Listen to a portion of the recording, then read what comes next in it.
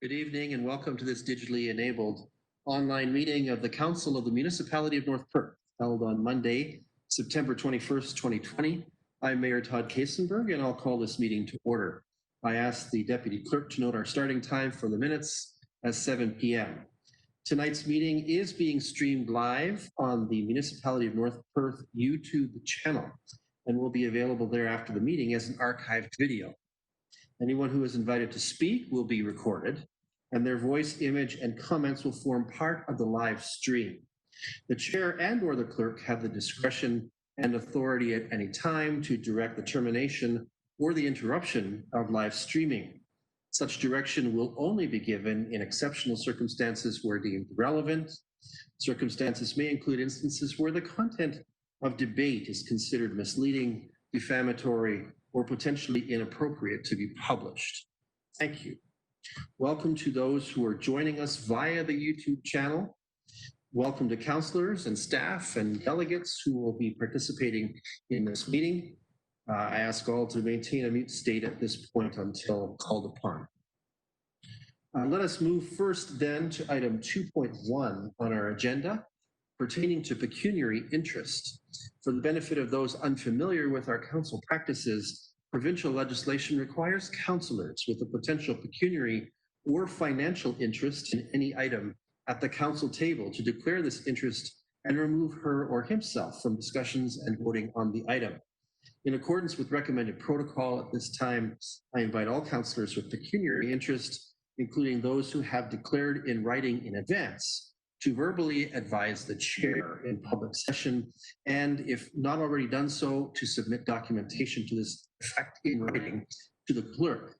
Councillors are further reminded that should a potential conflict arise during the meeting, they may so declare and act at any point in the meeting. This time I'll call first on Councillor Anstead, who has a declaration to make. Yes, thank you, Mayor Kasenberg. Through you, I'd like to declare a pecuniary interest on item 5.1.1, as I'm a member of the management team at Listowel Technology Incorporated, and also on item 13.1, the confirmatory bylaw. Thank you. Thank you, Councillor Anstead. Any other councillors wish to make a declaration at this time?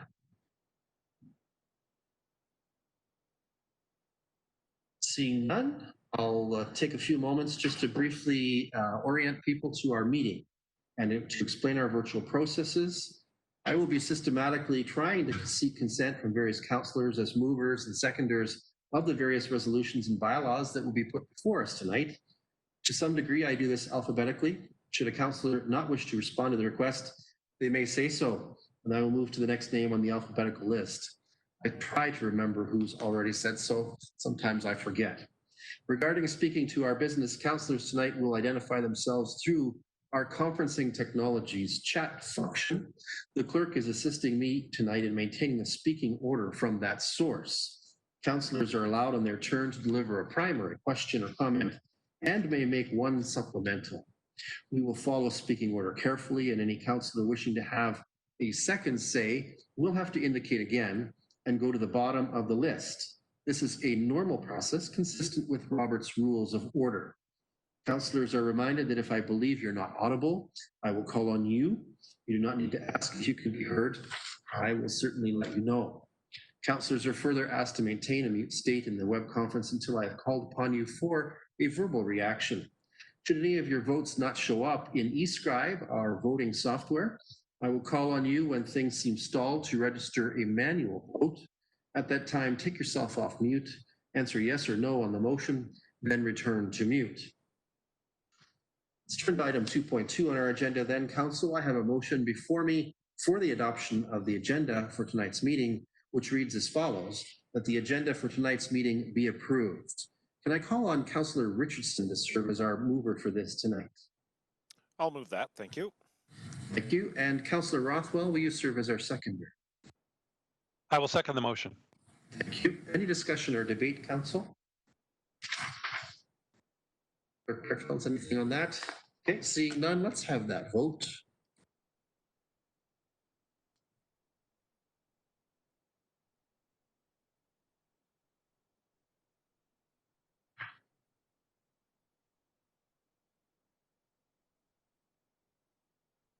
Council, bear with us. There's something new in the technology tonight, and I see a little bit of a stressed look on certain faces in the chamber.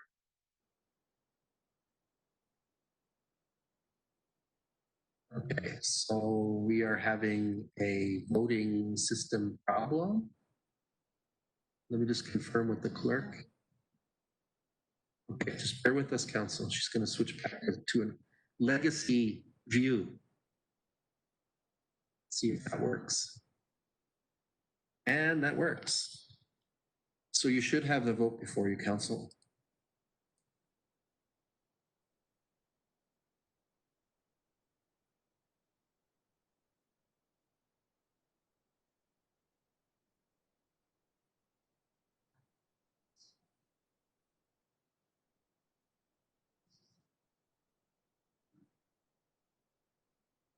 Okay. So Council, we're now trying to figure out where the results of the voting have gone. Hang on.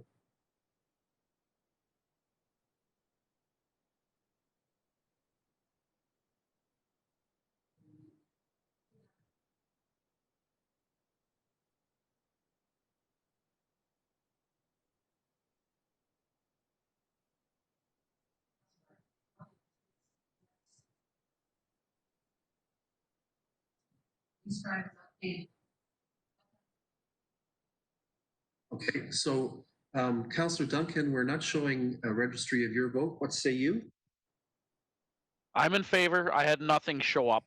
Okay, thank you. So that is carried. And the clerk team is troubleshooting with this new eScribe interface. So bear with us, folks. Okay, I'm seeing a carried thing on the screen at this point in case you're interested in that. Sorry, Council. Do you want a few more moments to evaluate this, clerk team?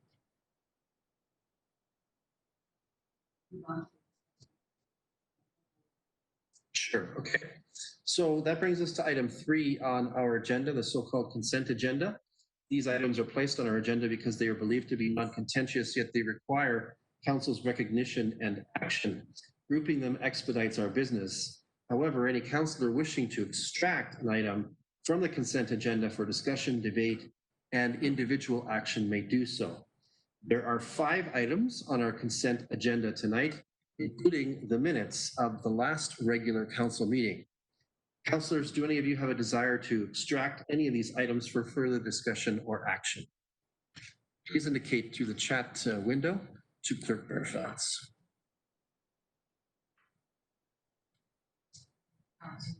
Councillor Barons? Thank you, Mayor Kasenberg. I was just wondering if we could possibly get an update from either Sean or Chris regarding 3.4. Okay, item 3.4. Why don't we, I think this one is of some interest, so why don't we extract this one and we'll have a look at it separately. I've certainly heard from a few councillors that this one has or poses some interest. Any other requests related to the consent agenda, Council?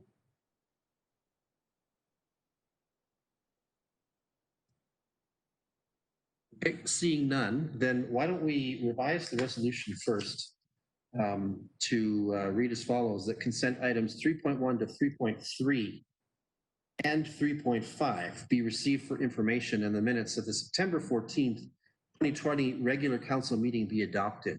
Can I call on Councillor Seiler to be our mover for that one? I'll move that. Thank you. And Councillor Andreessen, will you serve as our seconder? Yes, I'll second that. Thank you. Thanks. Any discussion or debate on the 4 items that we've picked for the consent agenda at this point? Okay. Seeing none, I think we're going to see if the clerk team is ready for another vote. We're going to try. So, Council, you should see a vote before you.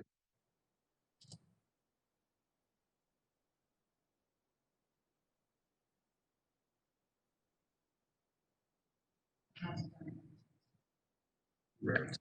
Councillor Duncan, are you seeing anything on your system? I've had nothing pop up again, but I'm in favor. Okay, thank you. So I believe with his vote, that's carried. And perhaps we can ask our IT team to reach out to Councillor Duncan and see if there's some support that can be offered to him at this moment. Let's turn then to item 3.4 on the consent agenda.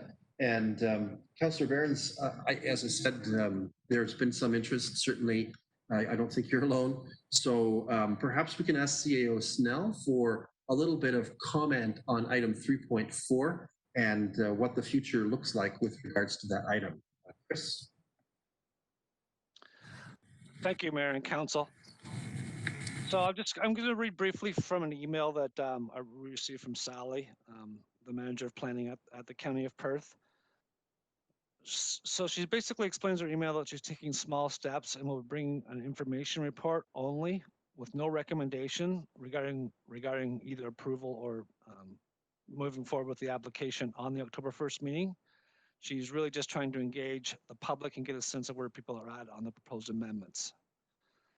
Likewise, after the public meeting, she has promised to check in with all the lower tier municipalities before making a final report and preparations to return to County Council with the recommendation. So there will be opportunity after the public meeting for all of the member municipalities to make comment on the proposed official plan amendments. Thanks, CEO Snell. Council, any questions or comments about this?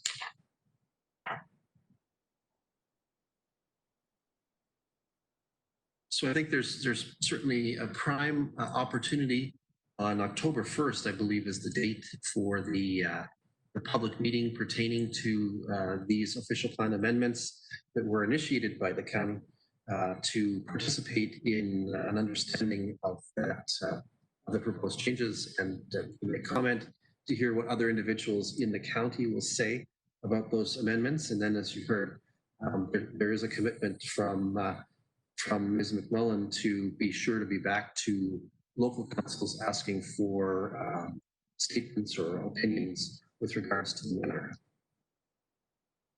Anything further, council?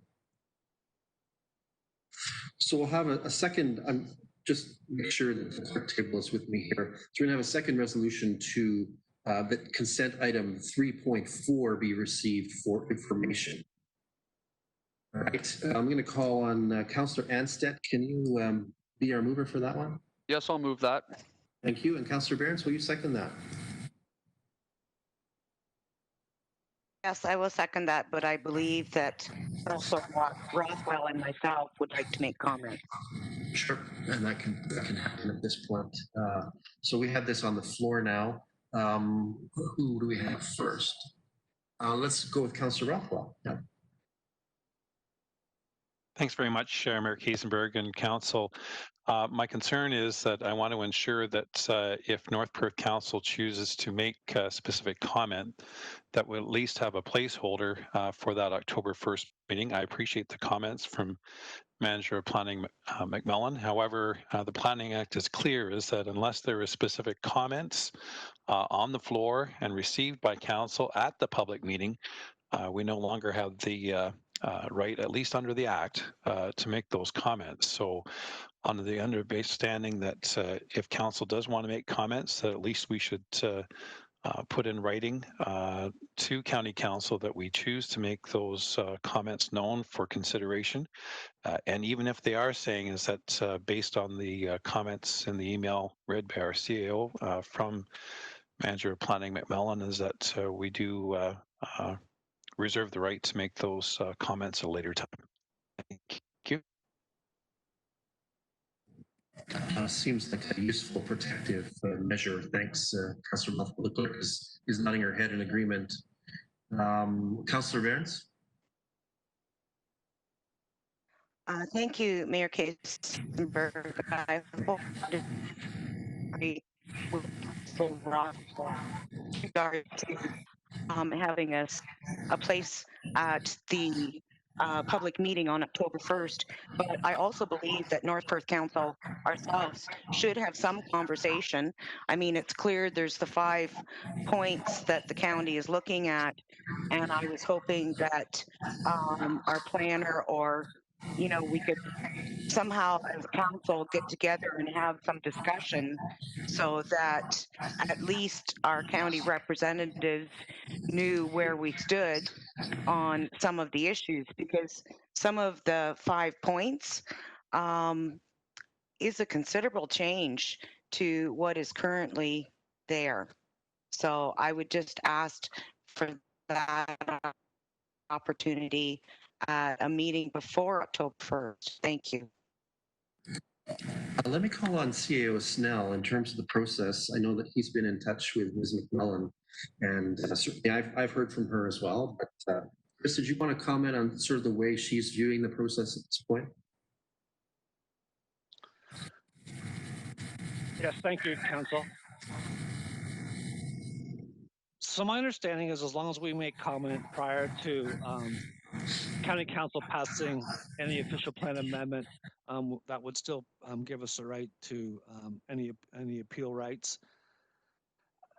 I think really the process that Mrs. McMillan is trying to take through this process is a slow process, and would just like to hear from the public, and that all the lower tiers would have ample time to make comment. We could try and get this in before October 1st, but as council knows, that only does give us one more meeting, and the timelines are pretty tight, but certainly I've been given full assurance that we'll have lots of time to compile our comments after the public meeting.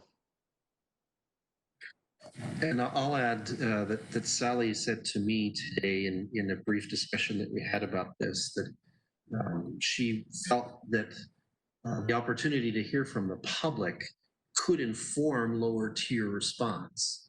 And so she was certainly advocating the process of councillors who are interested in this matter participating on October 1st. They'll get to hear what county council gets to hear with regards to this matter from constituents from across the county, including our municipality, and that after that, it made more sense to her, and I don't disagree with her that we have a conversation in our council about our response to what has been heard and what has been proposed. Anything further? Councillor Rothwell? Thanks very much, Mayor Todd. And just my further question is this. It's great that we'll have the opportunity to hear what members of the public have to say, but is the county going to be sharing comments from the Ministry of Municipal Affairs and the Ministry of Agriculture, Food and Rural Affairs with respect to some of the proposed amendments and whether or not, in fact, they comply with the provincial policy statement? I may want to redirect that to Mr. Snell as well, although I was given to understand today that the county has, for parts of the proposed amendments, forwarded this to the province for comment, and in fact drawn their specific attention to a few of the matters that are in there because they represent a deviation, and certainly the county has queried whether they are viable against the provincial policy framework. So, Chris, you got anything more on this one? Just that I concur with your assessment that I understood from the county that they will be seeking input from the Ministry of Municipal Affairs on the proposed amendments. And certainly, I guess I would encourage any members of council that are available to attend the October 1st council meeting to hear the public meeting. That would be great from my standpoint. Thank you. Thanks. So I think just, there's every intention, Councillor Rothwell, to make available all the findings that come from this process to the lower tiers. Timing, of course, is going to be interesting because it's hard to determine how quickly or how slowly the provincial agents who've been asked for comments will respond. Anything further on this matter? So the resolution on the floor is that item 3.4 be received for information. It has been duly moved and seconded. Let's have that vote.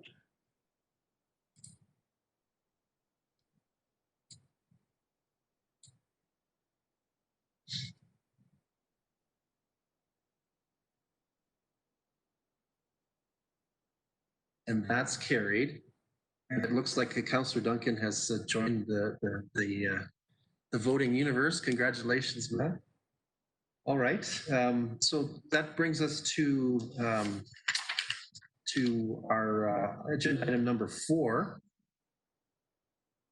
Sorry. Okay. Agenda item number 4, which includes a public meeting tonight to deal with the land planning matter. And we have 2 delegations which will follow that. Of course, to facilitate the public meeting, we temporarily adjourn from our council meeting. I have before me a motion to make that happen. It reads as follows, that the Council of the Municipality of North Perth adjourns at 7:21 p.m. for the purpose of a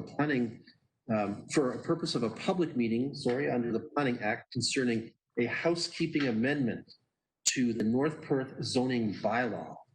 And I call on Councillor Duncan to be our mover for that. I can move that. Thank you. And Deputy Mayor Kellum, will you serve as our seconder? Yes, I will second that motion. Thank you. Any discussion or debate from council at this point? Seeing none, let's have that vote.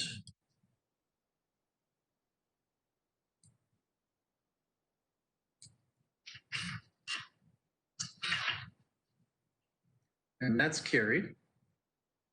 We might want to tell them that the font size on the screen is not very large for the space that they're using, because it would be nicer if it were big. That's carried. Sorry, an internal comment to the clerk here about this update that has been made to our software. So at this point then, we are adjourned for the purposes of a public meeting. At this time, I think I have a script here. I have a script.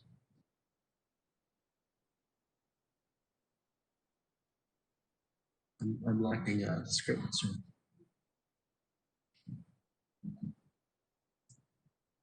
Okay. So I'm getting a little bit of support from the clerk's table here. Usually there's a script for how this meeting unfolds, and it's not in my book tonight. But this is a statutory public meeting pursuant to the Planning Act for the purposes of a zoning bylaw amendment. These are housekeeping amendments, I believe, for the zoning bylaw for North Perth. I welcome those who have come, and glad you're here. I hope you'll be patient with me as I try to remember from a little bit of experience how these meetings are run.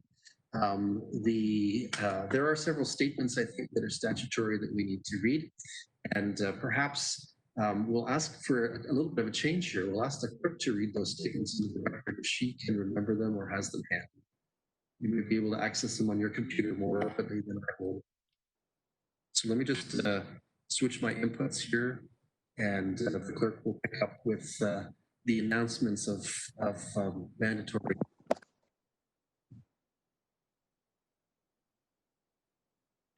As through the process, due to a statutory public meeting for a planning item, the mayor will call upon the planner to make comment in regards to the intent and the proposed zoning bylaw amendment before you. Following that, the clerk will be called upon to provide input in regards to circulation for this particular notice, as well as any correspondence received from the public. Following that, the mayor will ask upon anyone in opposition, anyone in favor, and as well the applicant, which will then again probably be our planner for comment. Following all of that, the council will have an opportunity to make comment or ask questions as well. Following that, depending on the length of questions, the mayor has a summation that sets out the appeal process in regards to the zoning bylaw matter before you.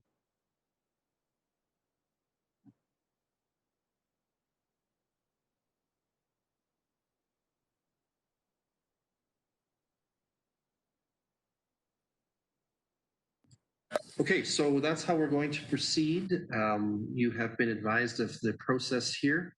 At this time, I'm going to call on North Perth Planner Sean Yilmaz to present an overview of this application. Mr. Yilmaz. Thank you, and good evening, Mayor Kasenberg, members of council. The proposed housekeeping amendment will effectively revise the minimum lot area requirement for townhouse dwellings located on one lot as per section 11.2A of the North Perth zoning bylaw. It will reduce the minimum lot requirements from 300 square meters or 3,200 square feet to 185 square meters or 2,000 square feet. Additionally, the landscaped open space requirement and the lot coverage requirement will be adjusted to remain consistent with the provisions of section 11.2. The last housekeeping amendment to the zoning bylaw was approved on July 20th, 2020, which addressed a number of items, including an attempt to apply consistent lot requirements for street front townhouse dwellings. The housekeeping amendment reduced the lot frontage requirement of section 11.2A for street front townhouse dwellings on an individual lot from 7 meters to 6 meters or 23 feet to 20 feet. This reduction was an effort to ensure uniform provisions for all townhouse dwellings within the residential 5 zone. Although the frontage requirement for townhouse dwellings under section 11.2A was revised and reduced, the minimum lot area requirement for section 11.2A was never adjusted to reflect the revised frontage requirement.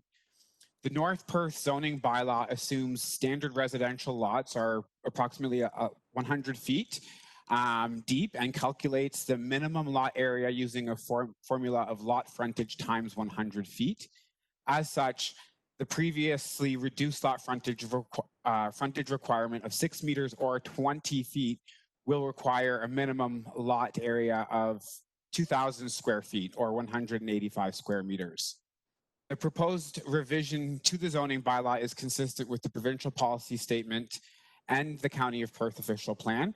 This change addresses an inconsistency as well as a barrier for implementation, which has become apparent. They do not present any conflicts with any other associated policies or documents. As such, it is staff's recommendation that the Council of North Perth approve the proposed amendment to the North Perth zoning bylaw. Thank you. Thank you, Mr. Yilmaz. Now, in accordance with our process, at this time, I'm going to call on the clerk to provide us with information about the notice of meeting details. Perfeld. Notice regarding tonight's public meeting was published in the local newspapers, the Listville Banner and the Plus. As well, a notice was posted on the municipal website on Monday, August the 31st, 2020. And all applicable agents were also notified of this public meeting on Monday, August the 31st, 2020. Prior to tonight's public meeting, I was not in receipt of any correspondence in regards to this public meeting. Thank you, Clerk Perfeld. So at this time, we have the opportunity to hear from anyone who has presented themselves to attend. This is an opportunity for those who have so indicated to express their opinion about this zoning bylaw amendment. First, I'll call on those who are in favor, excluding the applicant.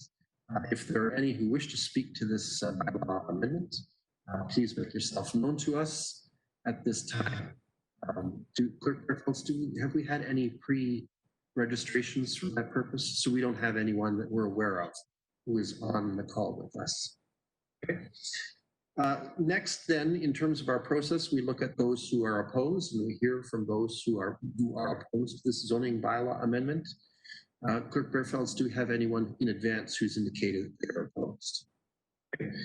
So the third step that we have in our process is to invite the applicant to provide any additional information, including comments rebutting or addressing the comments made by others. Since we haven't had any comments, there still is the opportunity, should our planner wish to comment on this any further, to do so. Sean, do you have anything more that you want to say about this? I'm good until if there's any other questions, but nothing further at this point. Thank you. Thank you. Thank you. Council, this is your opportunity to ask questions. In this case, the applicant being the corporation, so your opportunity to ask questions of Mr. Yeomanis. Please, if you have a question, indicate that to the clerk through the chat window.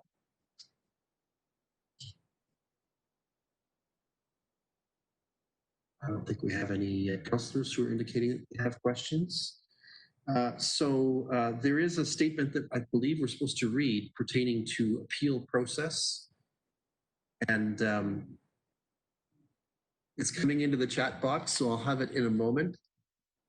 Thank you, Deputy Clerk Pierre. You're saving us.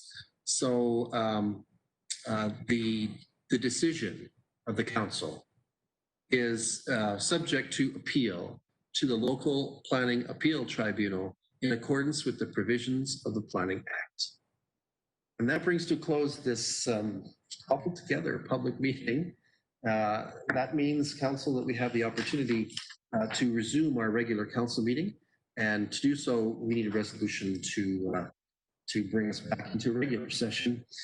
So I have a resolution for our consideration that reads as follows: that the public meeting for the purpose of the Planning Act application is now adjourned at 7:31 p.m. and the council reconvene into regular open council. And I call on Councillor Richardson to be our mover for that. I will move that. Thank you. And Councillor Rothwell, will you serve as our seconder? I'll second the motion. Thank you. Any discussion or debate, council? Anything? Okay, seeing none, let's have that vote.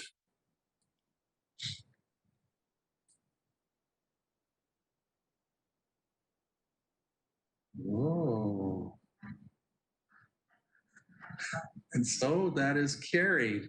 And we're all smiles here in the council chamber because Deputy Clerk Pierre fixed it. So now we can see what's going on. Thank you, council. Thank you, Deputy Clerk Pierre. We appreciate that. That means we're back in session, and let's move on from here, onward and upward, as the saying goes. All right. Next up then is to deal with this matter. We have a resolution and a bylaw for council's consideration. Let's tackle the resolution first. The resolution reads as follows: that the Council of the Municipality of North Perth approve the proposed housekeeping amendment bylaw 133-2020 to zoning bylaw number 6-ZB-1999, affecting various areas in the municipality of North Perth. Can I call on Councillor Seiler to be our mover for this one? Also move that. And Councillor Andreessen, will you serve as our seconder? Yes, I'll second the motion. Thank you. Any discussion or debate from council? Seeing none, let's have that vote.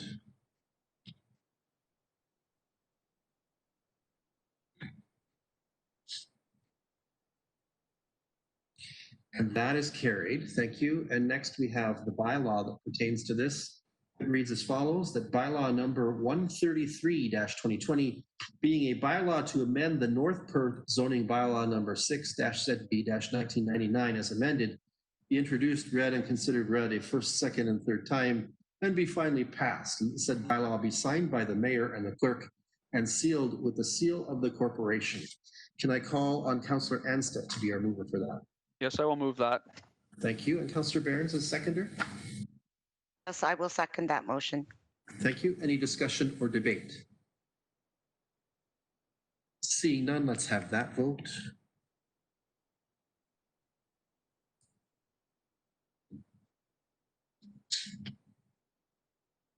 And that too is carried. Thank you. All right, now we turn to the business of a few delegations. For item 4.2, we have an invited delegation from Kim McElroy, who is the Director of Social Services for the City of Stratford. Recall, please, that the County Council has entered into a service arrangement for social services with the City of Stratford as the service provider. It is my pleasure to invite Kim, with whom I maintain frequent contact, to address council about the housing and homelessness plan for Perth County, as well as some notes about social service provisions of late in our community. Welcome, Kim. Thank you. Through your worship, can everybody hear me okay? We can hear you and we can see. Wonderful. Well, thank you so much for the invitation to present as a delegation to your council. Tonight, I have brought with me 3 of my most valued employees. Team members are Eden Brzezinski, the manager of housing, Alex Burgess, the manager of Ontario Works and Homelessness, and Janine Fast, the Housing Stability Policy and Program Coordinator. Tonight, we are able to share with you the recently approved and endorsed Housing and Homelessness Plan for the City of Stratford, County of Perth, and Town of St. Mary's. Through this presentation, we hope to educate and create awareness of the role of social services within the county and illustrate to you that by shifting our resources and service provisions, how we will go from the previous ideology of managing homelessness within Perth County, the new framework with a focus on ending chronic homelessness by creating attainable housing options, sustaining community housing, and addressing a diversity in needs. We recognize that each community within Perth County has its own unique challenges, and we look forward to answering your questions at the end of this presentation on how mobilizing our services in Perth County will help. I want to also extend my thank you to your CAO, Chris Snell, and Pat Burfelt, who have been wonderful collaborators during this pandemic for social services, and our team really appreciates your support.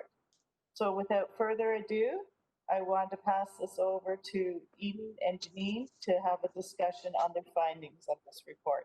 Thank you. Thank you, Kim. Thank you, Kim. Good evening. And on behalf of the housing team, thank you for giving us the opportunity to tell you about our programs and services and what we're doing to address housing and homelessness in our community. Our presentation today will focus on the updated housing and homelessness plan for Stratford, Perth County, and St. Mary's. To set the context, I'd like to begin by telling you a little about the housing and homelessness services we offer and clarify some terminology, as the terms affordable and social housing are often confused. While all social housing is affordable, the term social housing refers more specifically to a type of non-market housing that is subsidized by a level of government. On this slide, you're seeing which is called Housing Spectrum. It depicts various types of housing that are available in the community. All of these housing types are considered affordable housing.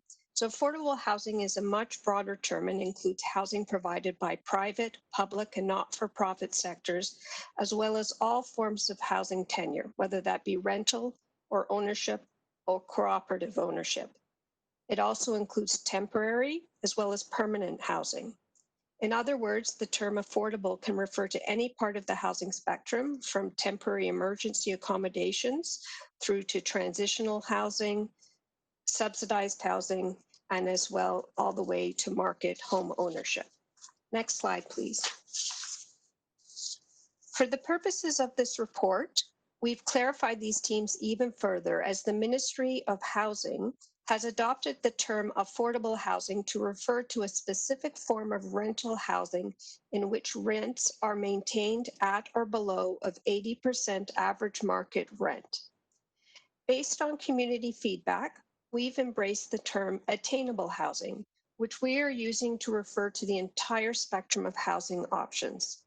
It is important to note that attainability refers to more than just whether the unit is affordable to the income level of the household. It encompasses suitability. Are there enough bedrooms for the makeup and size of the occupants? For example, is a household of 5 persons living in a 1-bedroom unit? Also looks at issues such as accessibility and availability. In addition, in keeping with the National Housing Strategy and the provincial policy guidelines, we have updated the term social housing to be called community housing. This is housing that is owned and operated by nonprofit housing corporations, municipal governments, and housing cooperatives. Historically, you may have heard this referred to as rent geared to income housing. Next slide, please. The City of Stratford is one of 47 municipal service managers across Ontario. This is a provincial designation. In this capacity, we are responsible for delivering social services to residents of Stratford, Perth County, and St. Mary's. Our work falls into 4 divisions: Housing, Ontario Works, Children's Services, and the Anne Hathaway Daycare Centre. Next slide, please. As the service manager, we are responsible under housing for managing the local centralized waitlist for rent gear to income units, providing oversight to local community housing providers. If you are interested in a list of them, they are on page 56 of the full report. We also administer a variety of rent support and other programs. The eligibility and criteria and housing benefit vary by program, but with respect to rent supplements, this basically, what this entails is people rent a private unit, they pay rent gear to income, and we cover the difference for the landlords involved.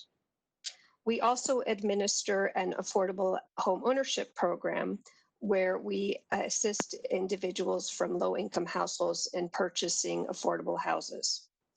We also administer a number of different affordable housing programs and grants which are funded by upper levels of government. Over the past 5 years, we have leveraged these federal provincial investments with local funding from both private developers and the City of Stratford to construct 68 new units across the service manager area. We are also one of the biggest landlords in the community. We own and operate 663 units throughout all municipalities under the auspices of the Perth and Stratford Housing Corporation. Next slide, please. Our work in addressing housing and homelessness go hand in hand. We offer a number of programs and services to people who are experiencing housing instability, are at risk of eviction, are couch surfing, or find themselves without a permanent roof over their head. We offer short-term accommodation through the use of local motels, funds to assist with moving costs, last month's rent deposit, and rent or utility arrears. With COVID, we were very fortunate to receive a provincial grant that has allowed us to enhance our emergency accommodation services as well as the rent bank program. We also offer housing assistance and outreach supports to households who are living in a community housing and those who are at risk of eviction. Through our SHOP program, we offer intensive case management to high acuity households experiencing chronic homelessness. And later on in the presentation, my colleague Janine is going to tell you a little bit about the planning work we are doing to address homelessness. Next slide, please.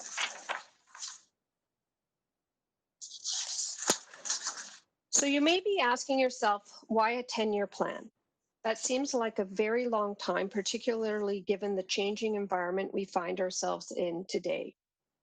In 2010, the province released a long-term affordable housing strategy, which set out to transform what was then a provincially controlled housing system into one that is more flexible, community-centered, and which addresses the entire housing continuum. Legislatively, as part of the Housing Services Act, all service managers are required to produce a 10-year housing and homelessness plan and then update them every 5 years. The updated plan that you have received in your agenda package is our first 5-year update. It builds on the original plan released in 2014 and takes into account the progress, consultations, and research that have taken place since the initial strategy was released. We began the review process for this plan in late 2018 and completed it last year. We received ministry approval earlier this spring and are now happy to release it to the community. Next slide, please. If you look at 10-year housing and homelessness plans across the province, you will see some similarities and some differences. Similarities in that all plans needed to address the 8 areas of provincial interest which are listed on this slide. Differences in that all plans also need to be reflective of local community needs.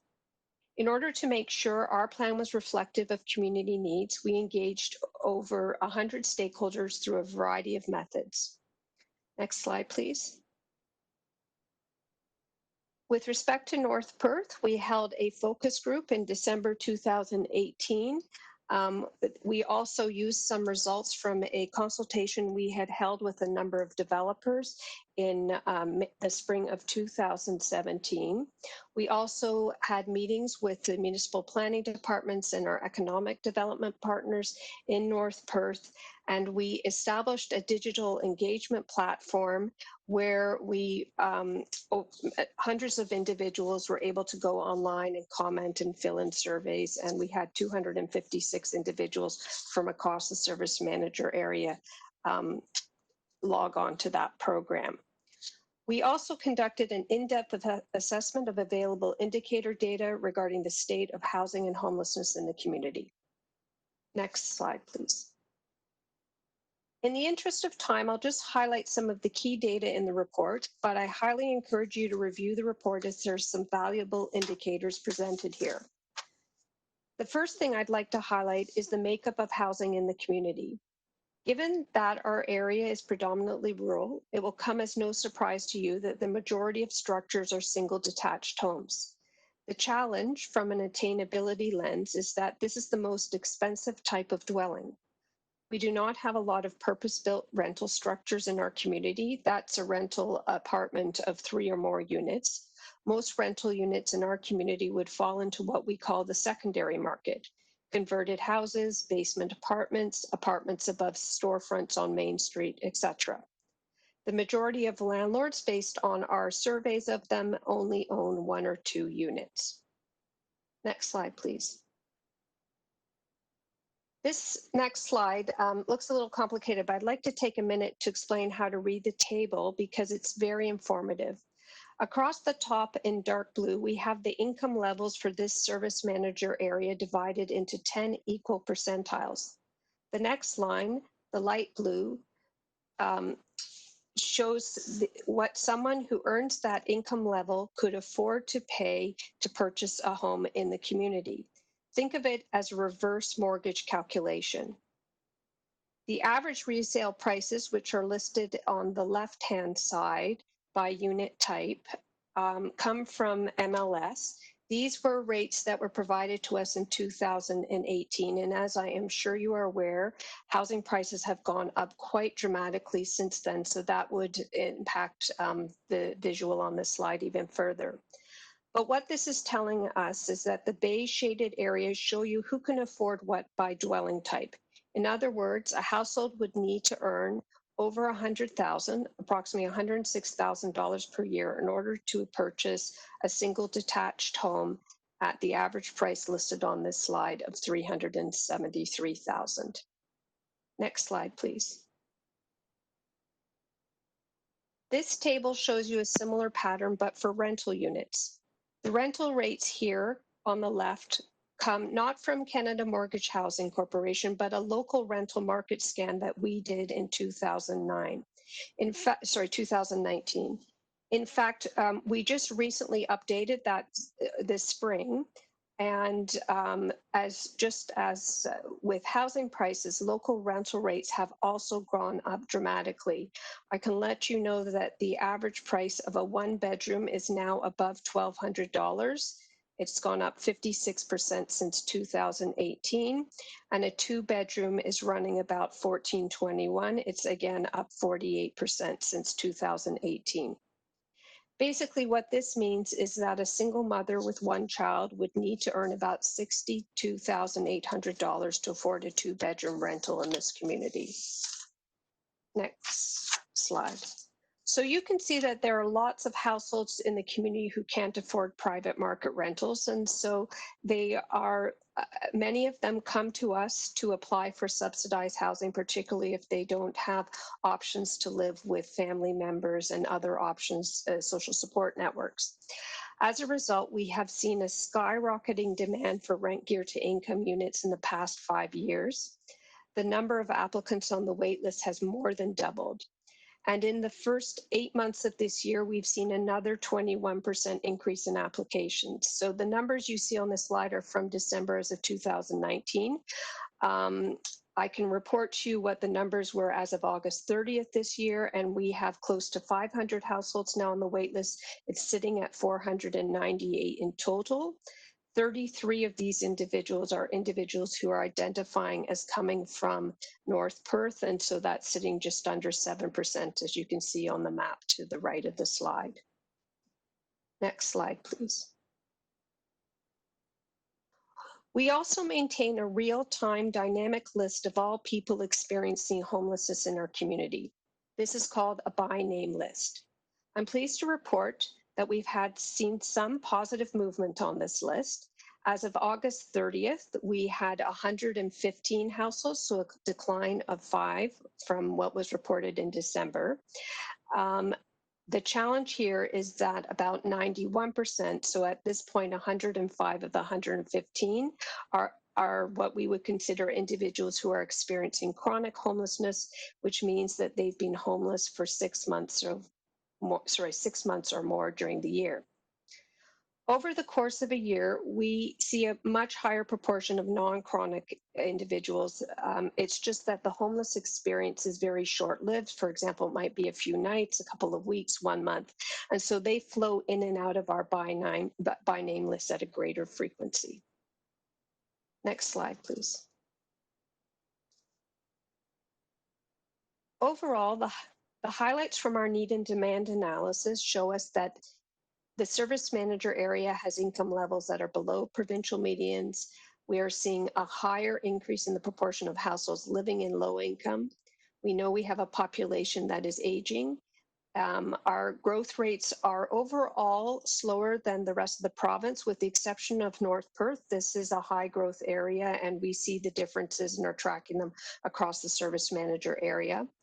And we've also identified a number of population groups that are especially vulnerable to housing stability. We've also seen, since the original plan in 2014 was published, a rise in housing costs, both rental and ownership, a decrease in the availability of rental units, and a large increase in the number of applications for rent geared to income housing. So without further ado, I'd like to hand things over to my colleague Janine, who will walk you through the updated strategic priorities. Thank you, Eden, and good evening, everyone. So yes, based on the information that Eden has shared with you as well. We're having some difficulty hearing you, Janine. Oh, are you? Okay. Yeah.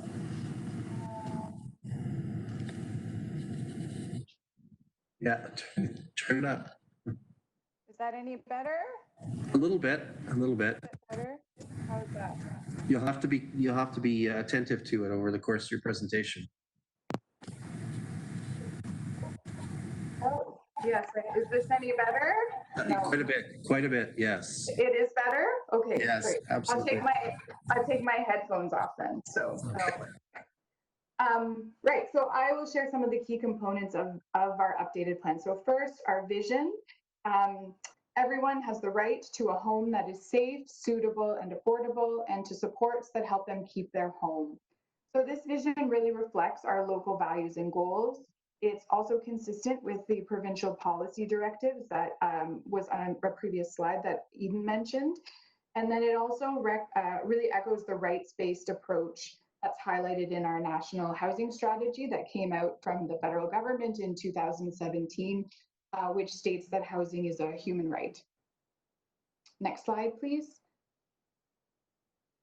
So along with this new vision, we also have 4 strategic objectives and 4 implementation drivers. And when we're thinking of this as a framework, really need to think, or we think of the strategic objectives as the broad what. So what do we need to do in order to achieve our vision? So we know, again, as Kim mentioned at the beginning too, we need to end homelessness, we need to create more attainable housing options, we need to sustain community housing, and also address a diversity of needs. The implementation drivers are really the how. So these are the components that we need in order to carry out these objectives. So we know that the activities and recommendations under these strategic objectives, we will carry them out through collaboration, making sure we have reliable local data that allows us to make informed decisions, provide education and training to help raise awareness and also build capacity in our communities and all sectors in our communities. And then also measuring our successes by focusing on outcomes. So really looking at those initiatives and programs recommended in the plan and seeing that they have the intended impact that we're looking for. Next slide, please.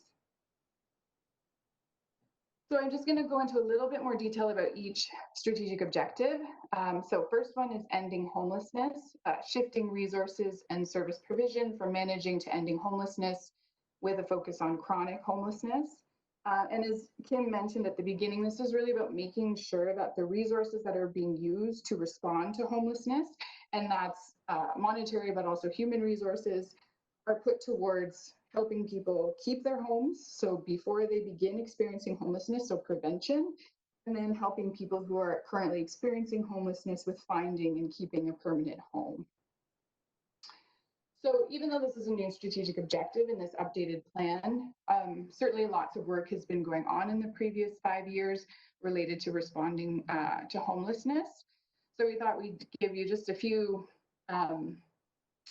things that we have been working on or have been accomplished in the last 5 years.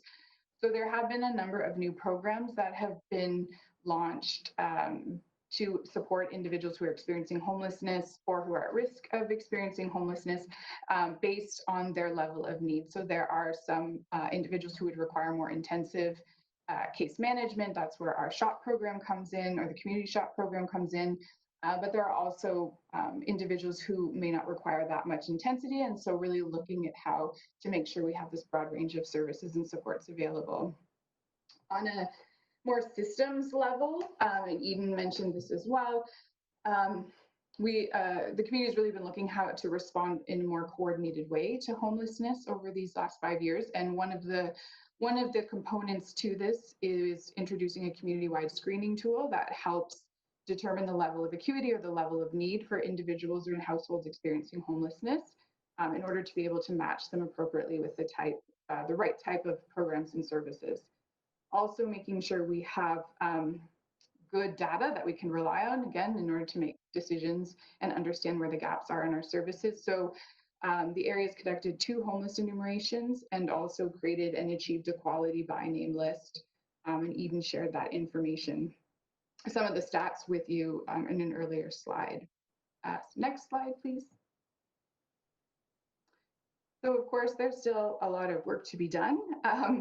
And so even though a lot of work has gone into coordinating our homeless response, one of the major priorities moving forward is to implement a coordinated access system. And this is a very specific standardized process for accessing, assessing, prioritizing, matching, and referring households experiencing homelessness for housing services across all agencies in our community. So it's across the board.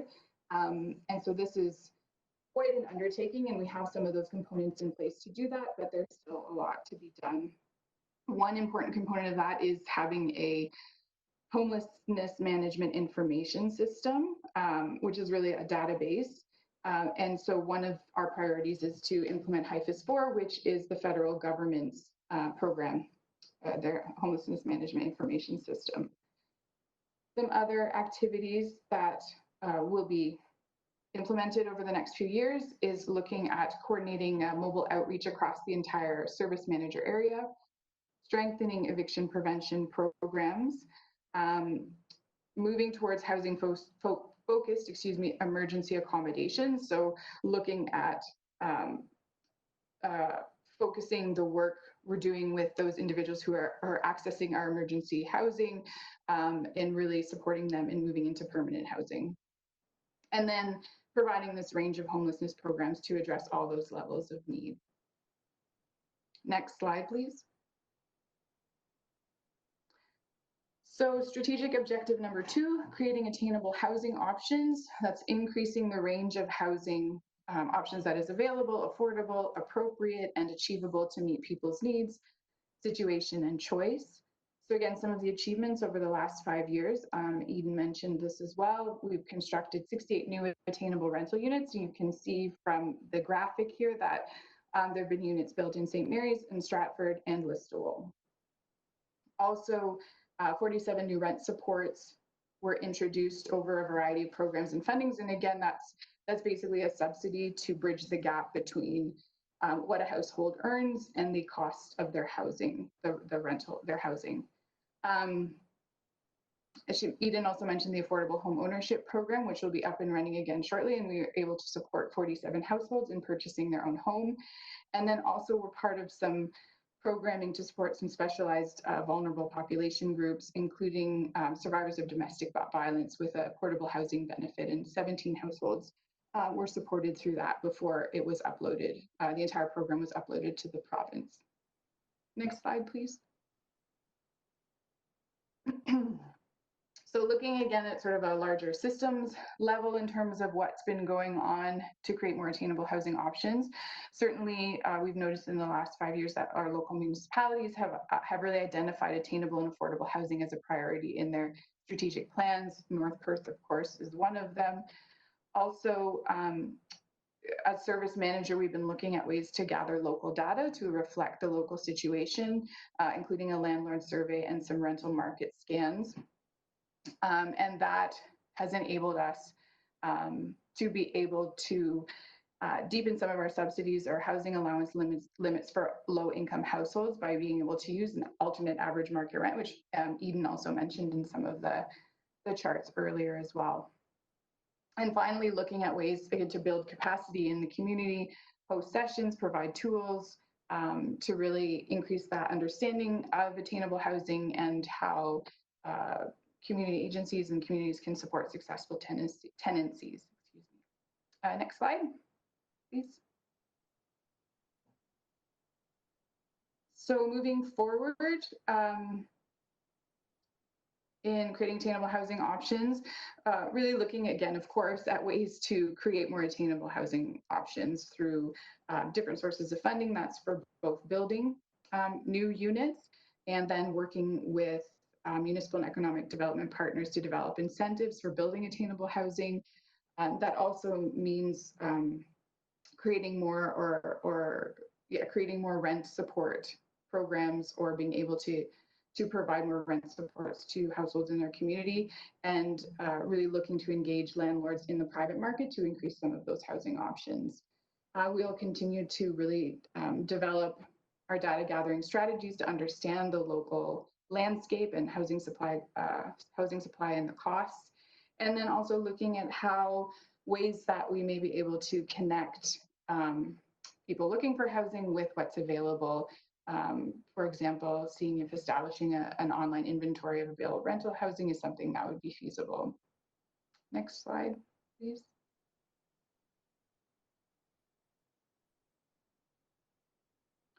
Strategic objective number 3, sustaining community housing, ensuring that existing community housing stock is well maintained and continues to play a key role in the delivery of permanent rent geared to income housing locally. So in the last 5 years, operational reviews have been completed with all local nonprofit and co-op housing providers to really get an understanding of how to support their sustainability.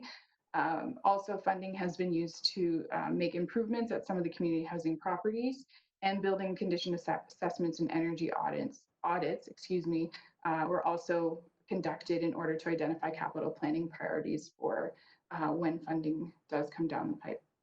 Next slide. Moving forward are the recommended activities in the next 5 years. One is to negotiate the end of operating agreements with local nonprofit and cooperative housing providers.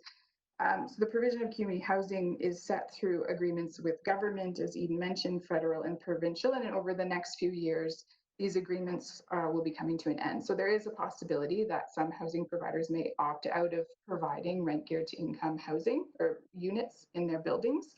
And so as a service manager, we want to support our community housing providers and see what we can do to maintain those levels of RGI units available as much as possible.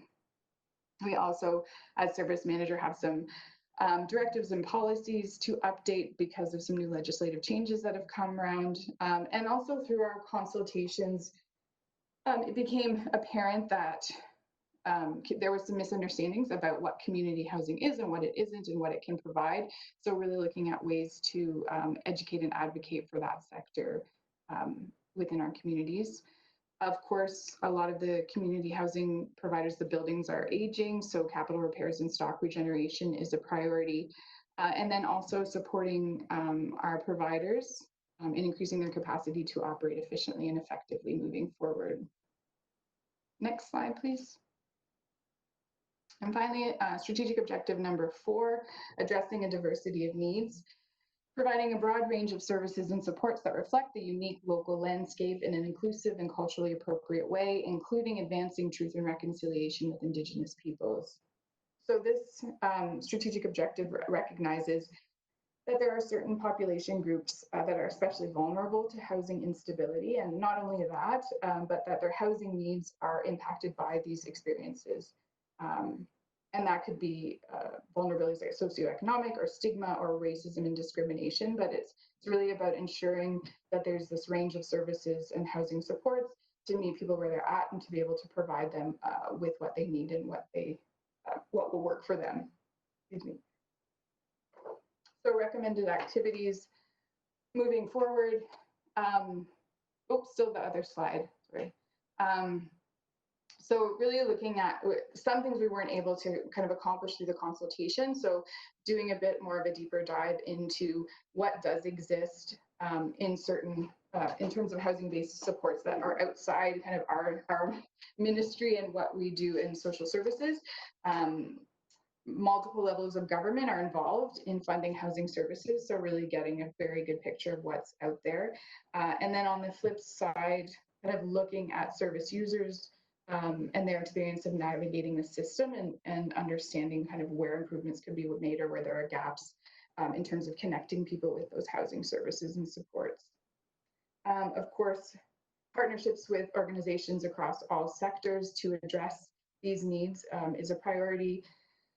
And also really looking at how to improve access to services for residents in the rural parts of our service manager area.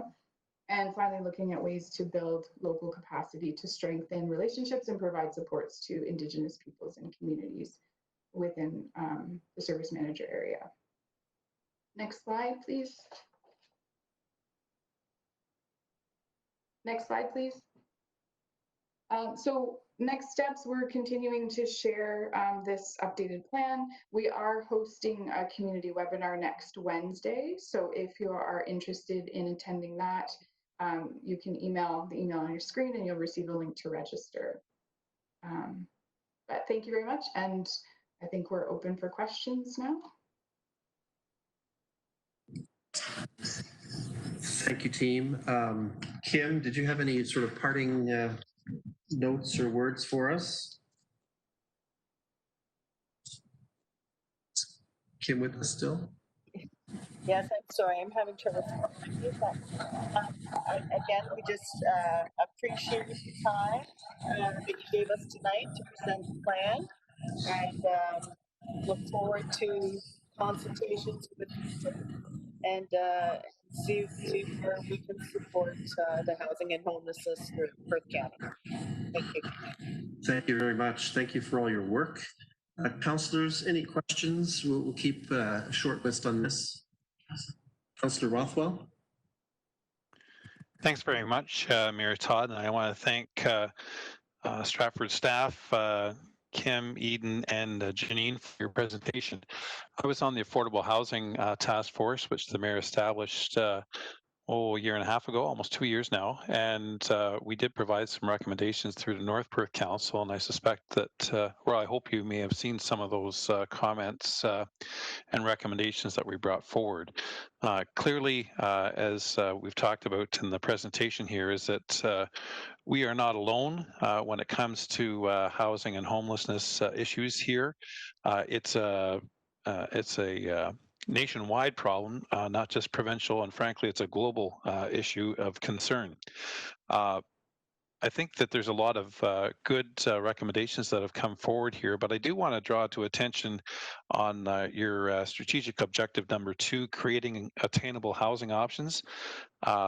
That it seems that it's more focused, or actually, a strategic objective number 2, creating attainable housing options in terms of achievements. And again, those are the achievements that the Consolidated Service Manager has helped create or support the construction of 68 new attainable rental housing units, 8 of which are unlistable.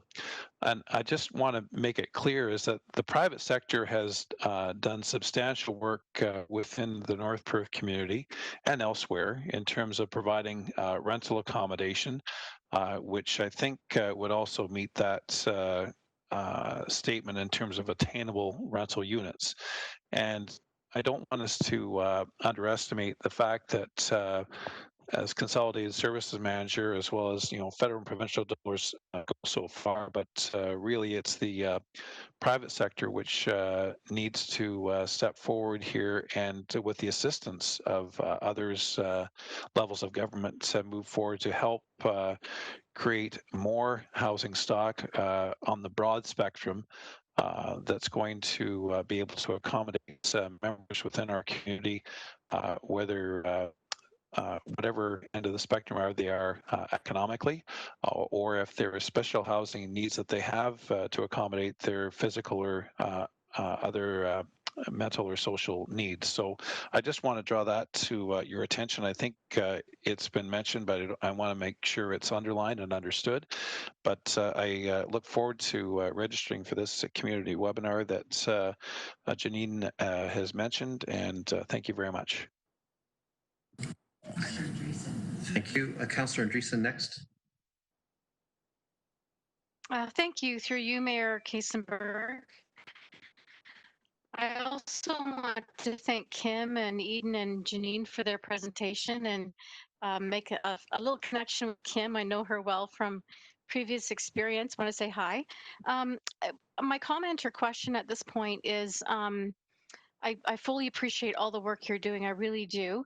Just wondering about that connection to mental health, which is highly linked to homelessness, and how this, how your work is connected to supporting that type of group in terms of homelessness. Is that going to be addressed at an upcoming webinar? Just wondering if you could perhaps comment on that. Thank you. Thanks, Councillor Andreessen. Kim, did you want to start that and direct it to whichever colleague you wish? Yes, through your worship, and it's nice to meet you, Councillor Andreessen, too. I will tell you that we're very fortunate in Perth County to have strong partnerships. And yes, there is a strong link with mental health. We do have the SHOP program that we work closely with Choices for Change as one of the partners. And they do intensive case management. And we continue to look for every avenue where we can bring intensive case management into help support those that are suffering from the mental illness or addictions at this time.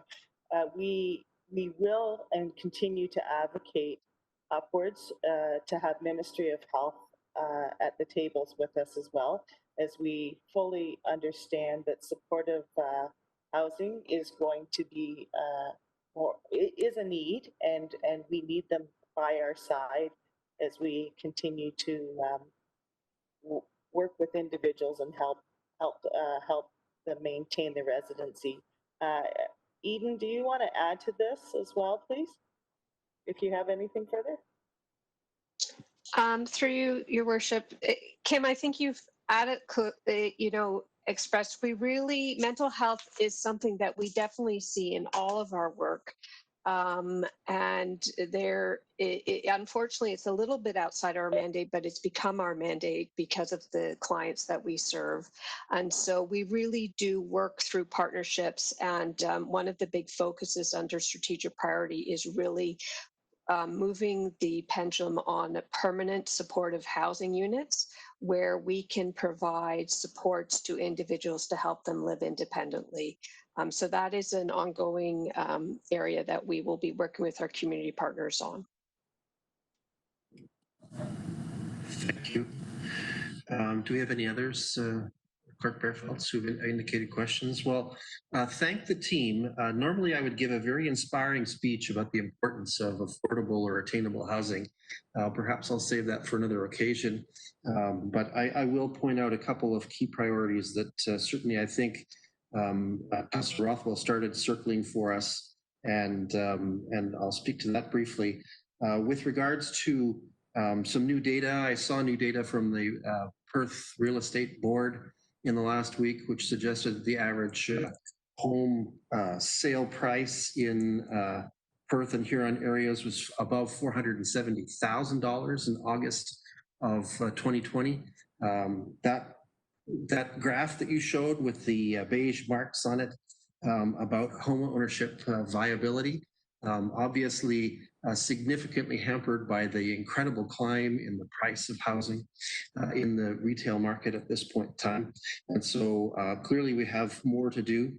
I think Councillor Rothwell also pointed at private developers for affordable or attainable housing, and yet the vast majority of the inventory that's been released into the North Perth market in at least the course of my mayorship has been full market rent properties, and we're talking rents now for 2 bedrooms of $1,500 and $1,600 a month, which is, in my opinion, disproportionate to the needs that we face in our community. And so you've heard me say before, and I'll say again, that I'm concerned about relying on private developers creating the stock that we need for affordable or attainable housing in the community. Finally, I'll wrap up, again, not too much inspiration here, but I want to reiterate something that the teammates from Stratford just mentioned to us, and that is that it is very important at this juncture for the Ministry of Health to come fully to the table and be full partners on the supportive housing agenda. It would appear in general terms, and perhaps I'm being a bit wry about this, that it's the MOH that has a lot of money in the provincial government, and in their absence at the table, not a lot gets done with regards to the supports that people need to be able to live independently in permanent supportive housing. And so it may in fact be a request that comes forward from this council to consider endorsing a letter to the Minister of Health requesting their participation in discussions with our county and others related to supportive housing and to accelerate their work at that. But generally, that's my soapbox for tonight. You know that this is a passion issue for me, Council, and certainly the staff in Stratford know this is a passionate issue for me. And I sure appreciate the work that you've done. We're glad to have this report. And you know, it is an important part of our strategic plan. It will remain an important part of our agenda at this council as we move forward. And we look forward to the ongoing collaboration and great ideas that will come from that collaboration. So thank you so much. Thank you, through your worship. And if you feel free to give us a call. Thank you so much. And appreciate the local staff. I just want to give a shout out to the local staff as well, our own staff, Pat and Chris, and their involvement with the social services group in Stratford. I know that they are loved because the staff of Stratford have told me that they are loved. And so certainly my hat tip to our own team for their dedication and their gentle ways of collaborating with Stratford and others aligned in this good cause. So thank you so much. I'm going to turn our attention now to our next delegation, and I'll invite Brenda Dumont-Novotny to present concerns to this council about traffic-related matters around the intersection of Watts Street and Wallace Avenue South in Lowell. Ms. Dumont-Novotny, welcome. Good evening, Mayor Kasenberg and members of the council and everyone else who's joining this evening. My name is Brenda Dumont-Novotny. Thank you for taking the time to meet with myself and the other residents with me this evening representing our neighborhood to discuss our proposal for a 4-way stop at Wallace Avenue South and Crotts. I want to go over the various reasons we're asking for this 4-way stop and to look at collaborating on a solution regarding the safety concerns at this intersection. And if you'll excuse me for looking at my notes, but I want to refer to them because I want to ensure that I don't miss any points, as I want to accurately represent what has been shared and discussed with me by those who have signed the petition. And I know as we do this virtually, there are challenges with engagements, but I will do the best that I can. In person is always best, but here we go. So the reasons for the proposed four-way stop at Wallace Avenue South and Crotts. One, I will begin with stating the obvious, which is it's an unsafe crossing. It is currently a two-way stop on a very wide road that leads in and out of town. And many times people are driving upwards of 80 kilometers at this intersection who are either leaving or coming into town. Due to the sidewalks being completed along all of Crotts, leading to the St. Mary's Catholic Elementary School, this is now a direct route for many children in this area who are now expected to walk to school. This is not a safe place for children to be crossing, yet this is their direct route to school and what has been calculated by the transportation company as their direct route, which now excludes these children from busing due to the sidewalks being in. A controlled school crossing has been installed at the intersection of Hutton Street and Wallace Avenue South. Assuming the municipality intends for children in the neighborhood to be using this as a designated safe crossing, children who reside on the Crotts Street West area attending St. Mary's Catholic School have to travel an additional 1 kilometer to use that crossing. This route also adds 5 additional road crossings, elevating the risk and potential the risk potential as they travel back down towards Crotts to get to school.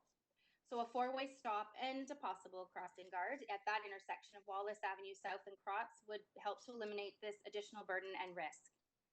The transportation company uses the most direct walkable route in determining a student's eligibility for busing based on a 1.6 kilometer threshold. And in the case of the St. Mary's students on Crotts Street West and area, the most direct route that the transportation company uses as criteria involves a crossing at Wallace Avenue South and Crotts Street. It was disappointing to hear that St. Mary's Catholic School was not consulted in the decision of the placement of the controlled school crossing along Wallace Avenue South. And there are a large number of St. Mary's students who reside in the Wallace Avenue South and Crotts West neighborhood who are now forced out of their way as a result of this decision. And our concern, the added distance will cause these children to attempt a crossing at the current two-way stop, which is really unsafe. Please note that the children in our neighborhood who attend Eastdale Public School are still safely bused to school and are not walking up to that crossing. Ideally, we would have preferred to see the intersection of Wallace Avenue South and Crotts be designated as a safe school crossing with a four-way stop. At the June 2020 St. Mary's Catholic Parent Council meeting, it was discussed that busing would no longer be available to students along Crotts Street and area busing route. The assumption at that time was that a safe school crossing would be implemented at Crotts and Wallace South. Prior to a safe crossing being established at Wallace Street and Hutton, students attending LDSS, Eastdale Public School, as well as the St. Michael's Catholic Secondary School busing students have been using that intersection safely and without incident. We know that St. Mary's has now had an opportunity to weigh in, unfortunately after the fact. Jane Harton, the principal of St. Mary's, agrees that Crotts and Wallace South is not a safe crossing for her students. This intersection is not only a problem for children attending school at St. Mary's, but for all of our residents in this area. Many people attempt to cross here while out for a walk in order to get to the east or west side of the neighborhood, and it is dangerous to all. We would like to see preventative measures put in place in order to protect those who live here. Safety is a huge concern, and the other demon that we all grapple with here is the speed at which cars are driving through the intersection and subsequently driving down our streets on Crotts West and Crotts East. There are no signs slowing traffic along Wallace Avenue South, and once a car leaves the Hutton's four-way stop, the speed with which people are traveling as they pass through Crotts and Wallace is frightening, to say the least. Our neighbors who live on the corner have had to assist elderly residents, people with walkers and assistive devices, kids on bikes, and parents struggling to get their young children across, as it is hard to know when it is safe to go because of the speed of the vehicles. These neighbors are very happy to help others, but they firmly believe it is up to the town to ensure safety by allowing each person the ability to be able to safely cross on their own. Neighbors have shared that there is no police presence and no speed control in this area. Line 84 is another problem, as people are also doing 80 kilometers on this stretch of road and turn down Wallace South and continue this speed entering into our neighborhood. The one time there was a digital reader placed near the company I designed, we all witnessed that it was not much of a deterrent for those who are speeding. Cars are passing each other on Wallace Avenue South as there are no defined median. We have witnessed cars participating in drag racing along Wallace South between Crotts and Line 84 as well. The amount of traffic is growing and is a cause for concern when it comes to safe crossing, as well as slowing the rhythm of traffic in this area. Wallace Avenue South subdivision is a densely populated and growing subdivision with numerous families and numerous vehicles per household. On Crotts Street West alone, 18 more townhouses are being built, and the vehicle traffic will only grow exponentially. The new sports facilities located in the Wallace Avenue South area are a fabulous addition to our community. However, they are contributing to an increase in the traffic in the area, and this further supports the need for controlled traffic stops. We are aware that there is a traffic study being done and appreciate that this is being looked at. However, that is a more longer-term project, and we need a solution much sooner. Someone is going to be struck or seriously injured or even die as residents continue to try and cross at this very unsafe intersection. It is highly unreasonable to think that all residents, especially school-aged children, are going to walk 1 kilometer out of their way to get to the other side of the street safely by using the four-way stop up at Hutton and Wallace. Ideally, a four-way stop would allow for the flow of traffic to come to a stop and allow for pedestrians to safely cross this large stretch of road that is very wide between both sides. As you will see in the letter sent to you, Mayor Kaysenberg, and members of council, we have the support of over 45 households in the immediate area of that intersection, even those who live on the corners.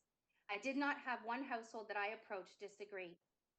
I likely could have kept going down Crotts East, Armstrong, and beyond to acquire more signatures, but I hope that council could see that from the support received, that this is a neighborhood united in wanting a solution to the safe crossing and speed issues that we are faced with daily.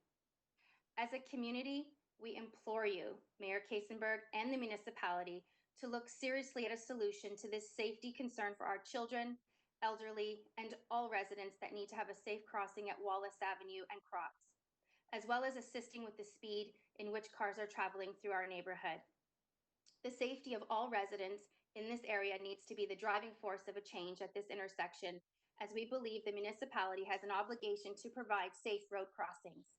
We know that walking and biking helps to keep our residents healthy. As well, it allows for us to make social connections in the community, and it helps with the congestion of traffic in our area because parents who are able will be less inclined to drive children to and from school if they know they can walk there on their own safely. I appreciate that in conversations with municipal representatives and the mayor, that they have both agreed that this intersection is a cause for concern and a change does need to happen. We now look to you for a timely resolution on this matter, and we are happy to answer any of your questions you may have. And I do have two other couples that have attended with me tonight, along with my husband, to represent the neighborhood at this time. Thank you. Thank you very much. Very well stated. Appreciate your contribution tonight, and welcome to those other couples who have joined us as well in the support of this delegation. Certainly, I can advise council that I attended myself at that intersection and stood there for about a half an hour one day last week to have a look and see what happened. And it is my own impression that certainly at least 50% of those traveling either northbound or southbound on Wallace in that intersection are exceeding the speed limit by a fair bit. So certainly there is a speed issue there to be seen. And there are some very unusual sight lines. I trust that some of the councillors did have a look at that or can recall that. There are some unusual sight lines in that area.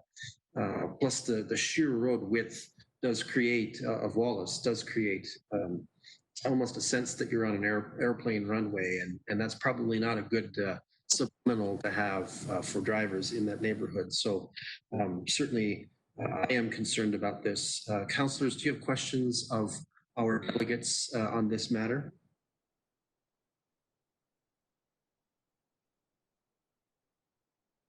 Councillor Richardson?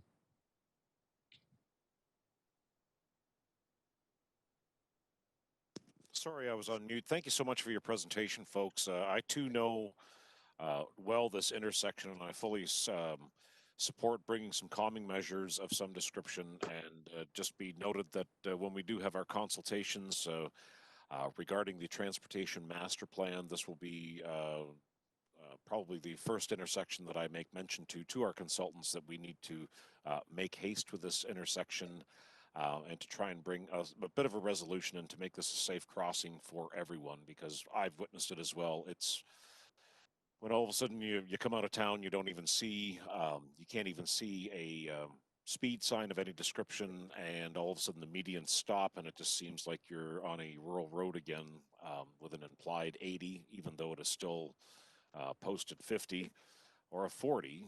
But we need some better signage, and we obviously need to do something with that, because it's just right on the crest of where you're getting out into the open areas that, and I agree with Mayor Todd that there are some pretty gnarly sight lines there that need to be, we can't really address those, but we also need to take a close look at this, because it is problematic to say the least, and especially if we have a lot of people crossing back and forth east to west, it's something that we need to look at sooner than later. So we will be discussing in the first week of October, I do believe that it is, that we'll be talking with our transportation consultants, and it will be looked at that time, and we'll be hoping to seek some resolution after that. So thank you again very much for everyone who came forward for tonight's presentation. So thank you. And I can certainly assert that both myself and staff have let transportation consultants know that this is a priority at this point. Councillor Seiler, I believe, is next. Thank you, Mayor Todd, and thank you, Brenda, for your presentation. I know I've had a lot of calls back in this area. I've spent a couple of Friday afternoons back there, and I understand Crutch Street is a speed issue there too. And this traffic back there is starting to get ahead of us. I know even up farther on south on Crutz, or north of Crutz, there's an intersection there where it's very busy. I know there's trucks going through there numerous times of the day. I don't know why, but I know that has to be addressed. We have to look at the truck traffic there and on how they use it, when they use it. I know it is a very busy road, and I've had a lot of people call me on this. And one thing I'd like to ask that our Public Works, Lyndon Couch, have we assumed Crutch Street yet?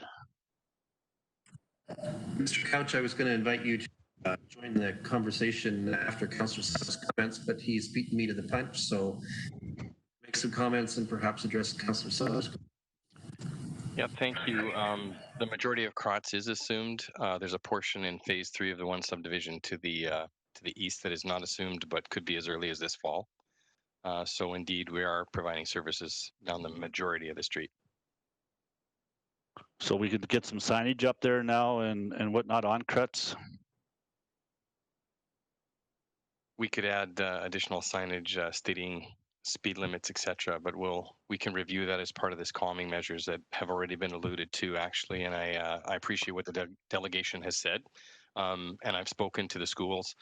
I've spoken at length with the transportation company. And it was really the implementation of the new rules that the transportation company put through this fall, where they started their new bus guidelines. It's also the closure of line 84, I think, that has compounded problems out there. All traffic must continue through Wallace South right now and not use 84. So you're seeing it as being a busier street than it may normally be, and maybe with some commuting traffic that's heading through town as well. That's going to continue into next year, so that's going to compound it as well. The calming along the entire corridor is what I've been talking with police services about, as well as the consultant. The consultant is very much ready to talk about calming measures for the entire corridor. And there's many methods of doing that, including stop signs. So we know measures are going to be needed, and probably are warranted at some of the locations. It's a matter of putting them in safely, and I think everybody has said this kind of consistently. The sightlines are not good. There's additional signage on the islands. There's additional trees that are placed on the islands as well. The islands were put there to make it look like a smaller residential street where you would not drive as fast. And we need to look at how we continue either the islands or how we deal with the entire environment and corridor. So short-term solutions have been put in place. Focus patrols, the police sergeant has told me, are being put in place along the area with the school start. We've put that radar sign up again, which does monitor speed crudely, but it monitors speed, and it's an effective tool when it's up. Only in its first weeks, it tells us what the vehicles are doing, and it does serve as a good reminder to the traveling public. So we're going to leave it up there, and it will give us some extra data.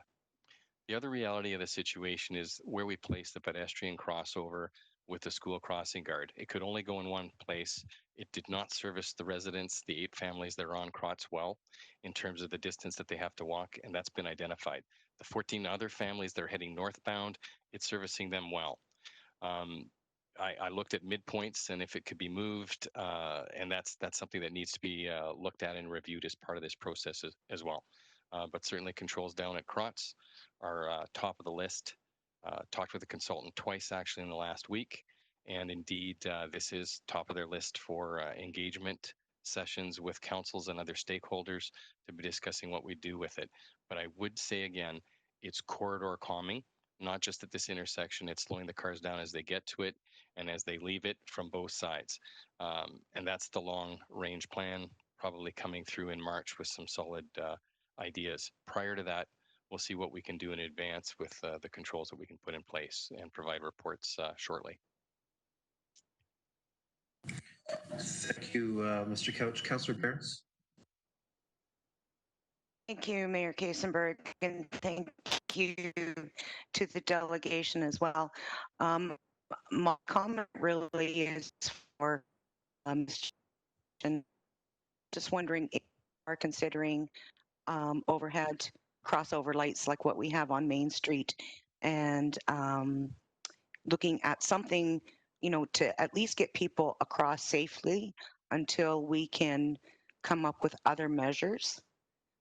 Seems to be the main concern right now. I mean, we can send the OPP out there, we can post signage and things like that, but my concern is really the people trying to cross the roads, and especially the youth. So I was just wondering if we could put that into the mix in considering a lit crossover. Thank you. Thanks, Councillor Barnes. Mr. Couch, did you want to just sort of pick up on that one? Yes, there's different types of crossovers, and we've seen them all put in Listowel in different areas. The lit crossovers, I think that's what Julie was saying. She was breaking up a little bit as she spoke, but PXOs, the different grades of PXOs are looked at, and we discussed that as well. So that everything from a roundabout literally to raised crosswalks to a PXO to signage to some of the other methods that have been mentioned. And again, yeah, I'm going to leave it to the experts to come back when we provide a report on this. A lot of our 4-way stops are not well attended by the traveling public. We have about a 60 to 65% compliance at some of our 4-way stops, meaning many roll through, many don't pay attention. And it's because they don't warrant a 4-way stop because there isn't enough traffic coming from both directions. The ones that are warranted where there is enough traffic coming from both directions have much better compliance of people stopping because they are aware there are other cars coming. So we want to put the right controls in at this intersection, and it's going to take some research. It's going to take some coordination, I hope, with the transportation company, and we've approached them about what changes they can make on a short-term basis, as well as looking at other signage and certainly crossovers and crosswalks that we can put in interim. One of the dangers, and I have to say it, is if we put 4-way stops in now, it's going to be very difficult to remove those. Very confusing for the traveling public. If we put them in as a short-term solution and then exchange it for something else in the future, it would be best if we can try and arrive at a good conclusion quickly. That's going to be a lasting one that's going to be safe for pedestrians and slow the vehicles down. So yes, the problems are identified. It's just a matter of putting in the right solution at that spot.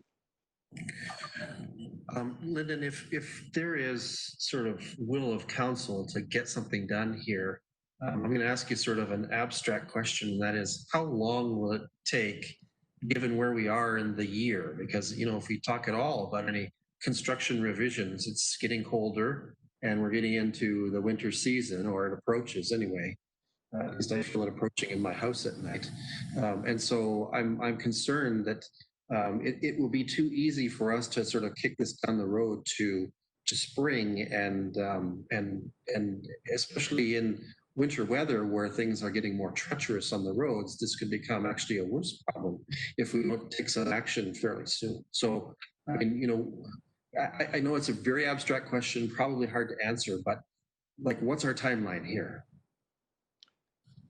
Well, there's still opportunity to do construction. I think any one of the real long-term solutions are going to involve construction, but it's fading fast. We probably don't want to be in freezing conditions to try and pour concrete, etc. So what I was looking at with consultant, and what we'll talk about in the first week of October are what are the short-term solutions that aren't breaking up the asphalt and changing the concrete and moving signs around. Maybe there are some solutions we can do right now that'll provide safe crossings at least, and then also reduce traffic speeds. And then we'll see those recommendations coming in March and April. And for the next school year, we'd be able to implement the corridor calming that we're talking about through the budget process and through a better understanding of what's happening in the corridor. So short-term solutions on the surface, long-term construction probably next year. Okay, so you do believe that something could occur between now and when the snow is deep upon us? Yeah, and that's what we've been, as I said, discussing with the transportation company as well as our consultants in terms of what we can do at the intersection now or with our crosswalks. But I can't speak for all of the organizations and people that are involved in this because it involves schools, buses, municipal staff, as well as the parents that are here tonight and the rest of the folks that use the intersection, driving public as well. You get to be a choir conductor, Lyndon. That's the role here. Okay. CAO Snow. Thank you, Mayor. And as Lyndon has talked about, there are several solutions to the problem. And I mean, this began back in the spring when the transportation company from this that represents both school boards approached us about their changing busing patterns. We attempted in consultation with the transportation company to locate a crossing in that neighborhood that served both the schools. Was there one ideal spot? Probably not. I mean, one of the options is we could look at additional crossing guards. That does, first of all, it's a budget issue, but as well as we haven't been able to attract actually people to do the position. So right now, even we've had to move the crossing guard from the trail crossing on Main Street to this new crossing location because we haven't been able to attract a crossing guard or crossing guards to fill those positions. So first of all, there's a human resource problem as well that is difficult for us to solve. And I do agree, and I'm glad Lyndon mentioned it. Although four-way stops seem like the solution, I'm always concerned with four-way stop. They tend to create additional problems, one being compliance, and two, it's been shown through our other traffic studies that four-way stops actually increase the speed from stop sign to stop sign in those communities with four-way stops. So we'll maintain to try and come up with a solution as quick as possible. Staff is meeting with the transportation company again as soon as possible to look at some short-term solutions. I might need to be issued a stop sign, some pylons, and a vest, apparently. That might be a solution. Okay, Councillor Rothwell? Thank you very much, Mayor Kiesenberg, and thank you to the delegation. I won't go any further. Mayor Todd, you did address my comments through to Manager Couch regarding timing. I think that's a crucial issue. One of the other issues I want to put into the mix here is the possibility of council considering a community safety zone. I know there's specific requirements dealing with that in terms of location of schools and other community facilities. But I think what makes this item more particularly up on the agenda is the fact that it has become more substantial in terms of a traffic crossing on the basis of the transportation company choice to change the busing and the community's councils or pardon me staff in discussions with the school boards about making this a crossing or a crossover. So I think those are important things, but I'll leave it at that and look forward to our measures coming soon and discussions with the engineer regarding the transportation master plan. And thanks again to the delegation coming forward. And I hopeful that you'll stay tuned and we'll have answers for you soon. Thank you. Thanks, Councillor Rothwell. Maybe we can share crossing guard duties at that intersection. Councillor Anstead next. Thanks, Mayor Kasenberg, through you, and I'll just be brief because we've already spent a lot of time on this. And Brenda, thanks very much for your presentation. I know it was a lot of work to get all this together, so I really appreciate that. This, as everybody knows, is an area that's quite close to home for me, literally. I think, as Lyndon mentioned, we have a lot of different balls in play right now. And I think when we do meet with these consultants, we're going to have some good work that comes out of it. Lyndon, I think that you mentioned it already, but I think we just want to ensure that we do keep focused patrols and enforcement up in this area in the interim. I can count on one hand how many times I've seen police on that road. So I think that's just the crucial thing until we get some more concrete solutions on that area. Thank you. Thanks. Yes, I was thinking about you, Councillor Anstead, in the context of this one, because I know that it is quite close to home. Anyone else on our list? Else? No? Okay. Thank you again to the delegation. Council, is there anything, any will that you have to express with regards to this matter besides let's do this with all due haste? Anyone have notion of an action? Are you seeing anything? No. Okay. So I think the general silent. Okay, go ahead, Terry. Just for confirmation, my question is to Chris. We have a crossing guard back there now doing crossing. CO Snell. We have a crossing guard located at Hutton Street that is crossing. So the change that the transportation company made is that both school boards used to bus students from the west side of Wallace Avenue South. They informed us that those bus routes would no longer be in place within the 1.6 kilometer around both the Catholic school and Eastdale. So both St. Mary's and Eastdale bus routing was changed to reflect that 1.6 kilometer radius. And so we placed a crossing guard at Hutton Street at the beginning of this school year. So is that better than being at Crutz? As I through you to the mayor, as I said to earlier on, is it really was difficult to look at one location that suited the whole community because we have students both walking almost in both directions out of that neighborhood. So it was difficult. It's similar to our crossing at Main Street for Westfield. We expect students to walk from sort of the Zayres neighborhood down to the crossing at the trail and then walk back again west to get to Westfield to cross Main Street safely. That's really the best we could do in some of those circumstances, especially where we have offset streets or streets that do not continue on the other side.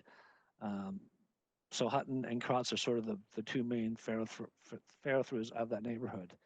One of the options we could look at is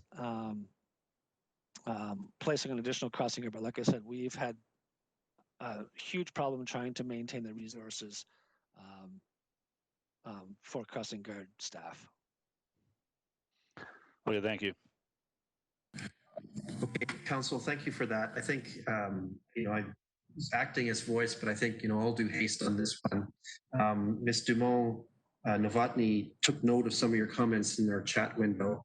Thank you. I think we got that point, certainly. And your letter and your presentation tonight were very articulate and help express the story very well. I think you have a lot of interest on the part of this council, as you saw from the participation of several of my colleagues. So, all I can do is assure you that we will ask staff to act with due haste and coordinate all the interfacing parts here to try to make something happen as soon as possible, because I think that we owe a solution this fall. So let's do our best to get that happening. And again, we appreciate all of you coming. You're welcome to leave our meeting at this point in time, but thank you for taking advantage of the opportunity to have a delegation to council. Okay, councillors, we're going to turn our attention to the next item on our agenda then. That brings us to item 5, reports from departments and key staff. And we'll begin with item 5.1, reports from the CAO's office. Tonight we have one. Item 5.1.1 brings forward to council a report on the current status of intercity transportation, community transportation project. Boy, my words are lost. This includes tonight a draft of a legal agreement amongst 3 municipal partners to enable further action and establishment of an inter-community transit system. CAO Snell is going to present this update and the request to the council. CAO Snell. If someone is off, someone needs to mute themselves.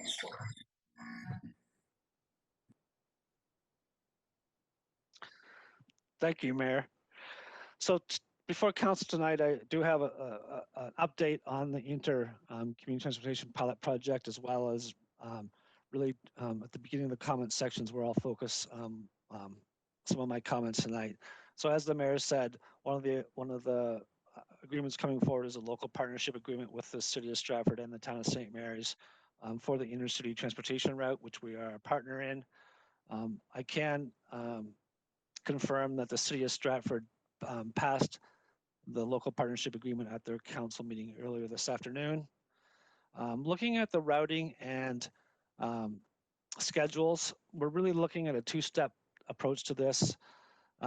We're beginning with a proposed soft launch for 6 weeks, beginning in November 16th to December 31st. Part of the reason of the soft launch is one, just during the COVID period, as well as you can see, Viago has not been able to acquire all the buses for the full launch beginning in November. So this has caused us a bit of reworking for that 6-week period. I think more importantly, and during that time, we are addressing some of our comments during the public consultation as far as commuting or transporting people for retail, and one of the other comments is meeting the needs of our youth, because that was one of the things that they discussed during the consultation. I think the more important part is when we really get into the full launch, which is the beginning of the new year, and that we'll be looking at a bus route that does run on a schedule that will meet some of the needs of our industries, bringing employees into the community for the scheduled shift.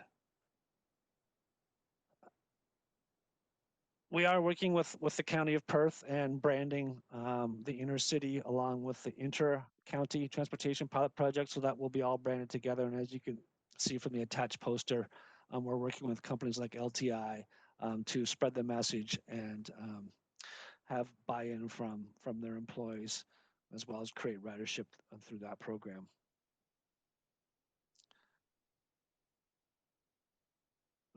Probably the most important part, or one of the most important parts regarding the local partnership agreement is the budget. We have decided to present sort of the worst case scenario forward to all our councils. and that is over the 2.5-year program that's left for the grant funding. We'll run the risk of running a deficit of 116,000 or almost 117,000 per partner. However, this does not include any ridership revenue received for the program. So just based on my quick calculations, if we're running about 748 days of service over the next 2.5 years, that requires us to collect fares of $156 a day, which is basically 13 ridership numbers per day to have the program break even. And although it's tough to say or tough to know how many people will use the transportation project, that seems like a very attainable number in the long run as we progress. So I'll certainly answer any questions that council may have, and look forward to getting this project launched. It's pretty exciting. Thanks, CEO Snell. Councillors, any questions about this report and the action that's proposed? Else, do we have any indication of questions? Okay. So I have a resolution for consideration that captures both receiving the report and the bylaw that will be needed here. The resolution reads as follows: that the Council of the Municipality of North Perth received the report entitled Intercity Community Transportation Pilot Project Target Launch Date as information, and that bylaw number 32-2020 being a bylaw to authorize the signing of a local partnership agreement be introduced, read, and considered read a first, second, and third time, and be finally passed, and that the said bylaw be signed by the mayor and the clerk and sealed with the seal of the corporation. Councillor Duncan, can I ask you for the honors of moving this? I most certainly will move it. Thank you. And Deputy Mayor Kellum, the second honors here. I sure will second that motion. Thank you. Thank you. Any discussion or debate, Council?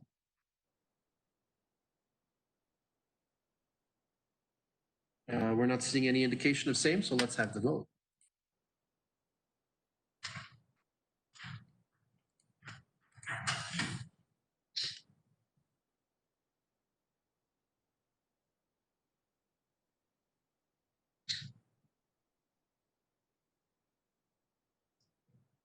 Yeah, so we've got some stalls. Maybe it's eScribe latency through the presentations and stuff that we had.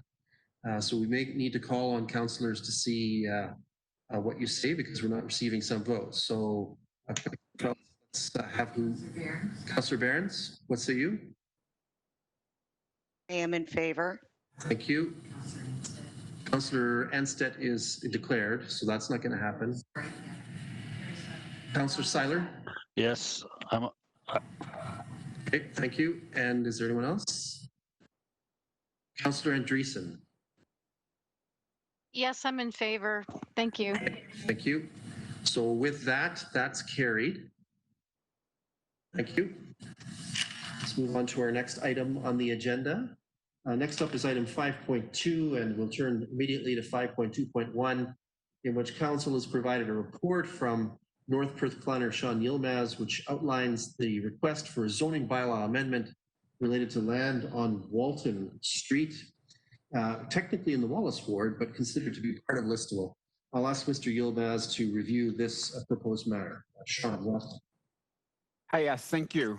So the subject application has been submitted in order to permit residential development of 2 individual lots of record created through a set of County of Perth applications for consent identified as B13, B14, B15, and B16 2016.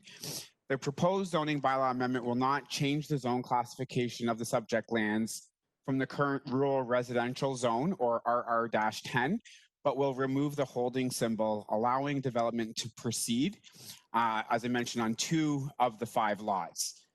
The provision identified as -H6 effectively imposed 2 conditions, as noted in the staff report, onto the development lands, and can only be removed once the conditions have been met.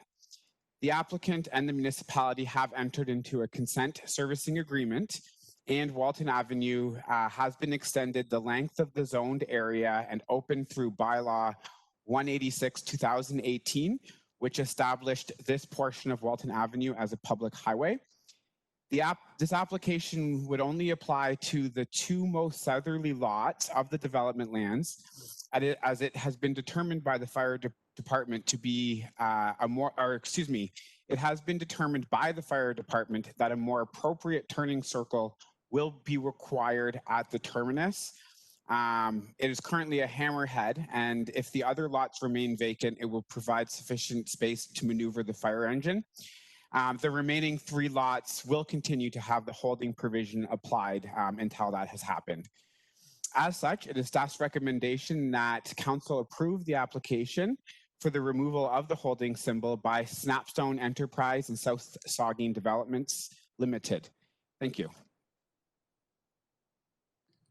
Thanks, Mr. Yilmaz. Councillors, any questions about this matter or first comments?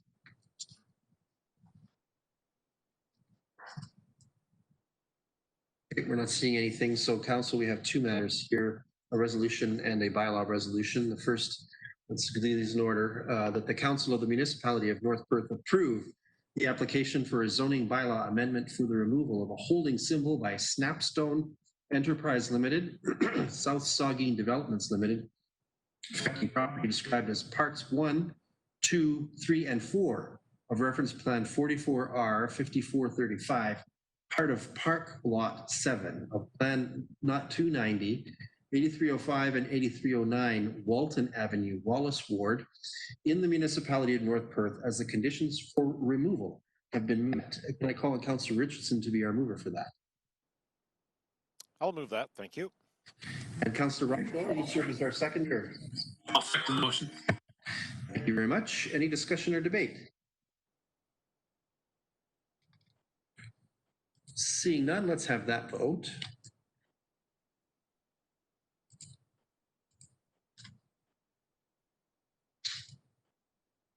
I'm in favor. My vote didn't pop up, Mayor Kasenberg. Thank you. Thanks, Councillor Anstett. So who are we missing? Councillor Seiler, what say you?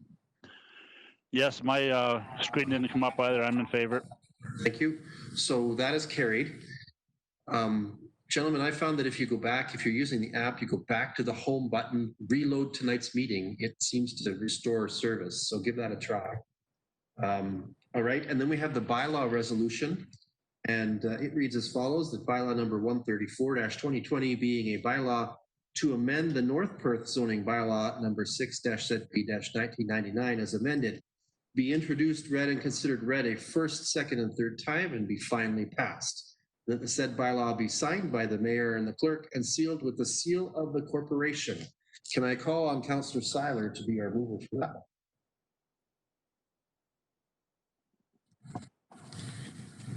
I will move that.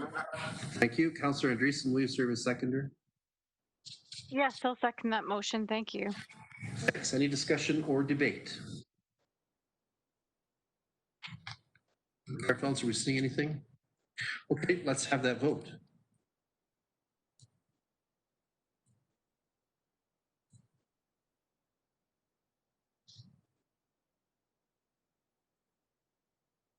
I'm in favor. Thanks, Councillor Seiler. So that brings us to a carried state. That's, oh, Councillor Behrens? Okay, we're not getting Councillor Behrens' vote. Sorry, Councillor Behrens. I'm in favor. Thank you. So that is carried. Let's move next to item 5.3, which would be reports for our Recreation Department. There are no reports for this meeting. Likewise, reports from Finance for this meeting under 5.4, and no reports from Environmental Services Department for this meeting is 5.5. That moves along to item 5.6 on our agenda. Let's turn to item 5.6.1. Specifically, this request is to proceed with the improvement of the Burnett Municipal Drain and to appoint an engineer. Mr. Couch, would you like to speak to this one? Thank you, Mayor Kasenberg. The review with the Conservation Authority is complete, and the appointment of the engineer is suitable now. So the recommendation in front of you for the municipality to maintain the drain is to appoint Dietrich Engineering. Thank you. I'm going to call on Councillor Rothwell, who I understand would like to declare a conflict of interest in this matter. Mr. Rothwell?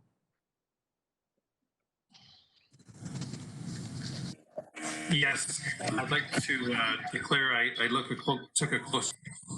Property is abutting the drainage area for the Burnett drain, so I'll declare a potential pecuniary interest on this matter. So I'll refrain from voting. Thank you. Okay, and that applies to the confirmatory bylaw as well, I assume, Mr. Rothwell? Yes, it does. Thank you. Thanks. Okay. Council, I have a resolution. Any questions on this matter from council before we turn to a resolution?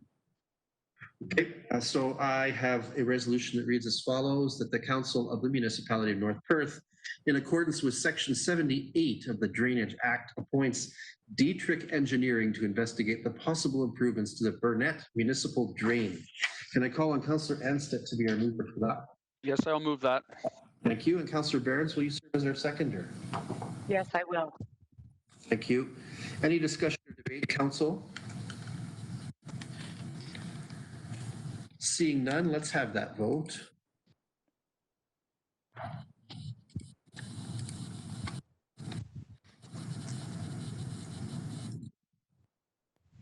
So that's 8 votes. That's carried. Thank you. And next up then is item 5.7. We have no indication of a report from our fire chief this evening, which brings us to agenda 6. For item 6.1, councillors, are there any reports you would like to ask of staff or our committees at this time? To request opportunity to speak, of course, let the clerk know through the chat function.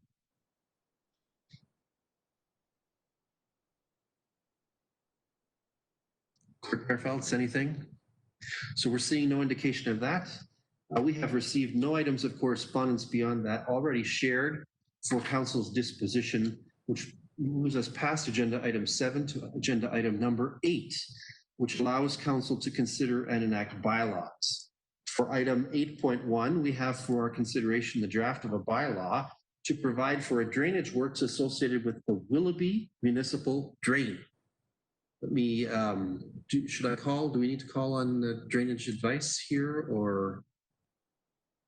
Okay, so perhaps the clerk can introduce these matters. Let me just sit for her. Just hold on, please.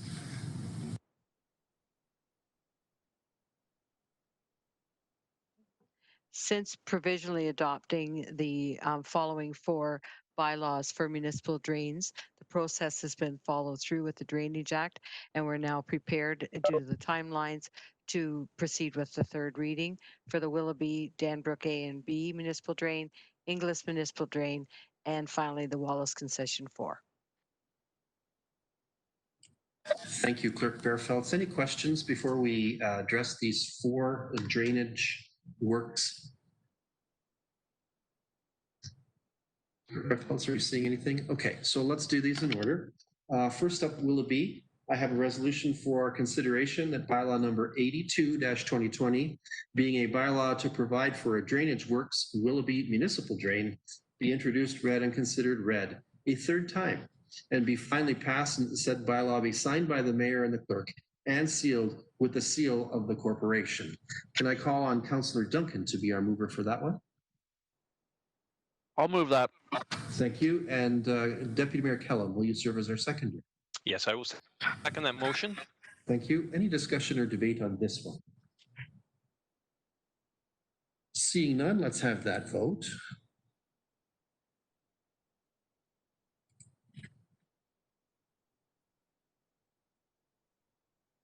So that is carried. Next one, that bylaw number 84-2020, being a bylaw to provide for a drainage works Danbrook A and B municipal drain, be introduced, read, and considered read a 3rd time, and be finally passed, and that the said bylaw be signed by the mayor and the clerk and sealed with the seal of the corporation. Can I call on Councillor Richardson to be our mover for that? So moved. I'll move that. Thank you. And Councillor Rothwell, will you serve as our seconder for that? I'll second the motion. Thank you. Any discussion or debate on that one? Seeing none, let's have that vote.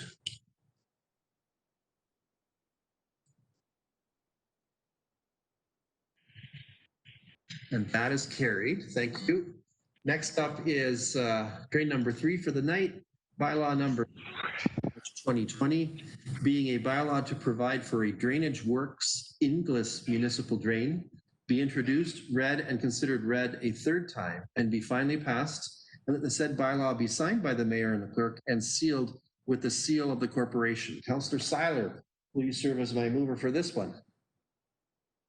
I will move that. Thank you. And Councillor Andreessen, will you serve as our seconder? Yes, I'll second that motion. Thank you. Any discussion or debate? Seeing none, let's have that vote.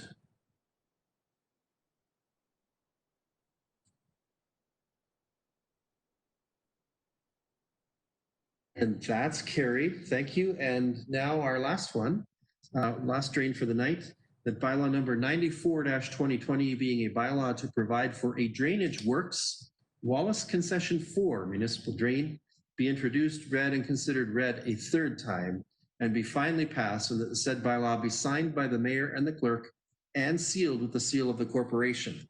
Can I call on Councillor Anstett to be our mover for that one? Yes, I'll move that motion. Thank you. And Councillor Behrens, will you serve as our seconder? Yes, I will second that motion.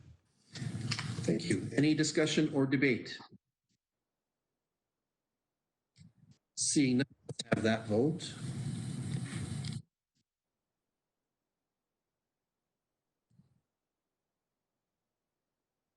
And that is carried. We got through the drains. All right. Thank you, Council. Next up then, we are now at agenda item number 9. Are there any notices of motion from councillors attending this evening?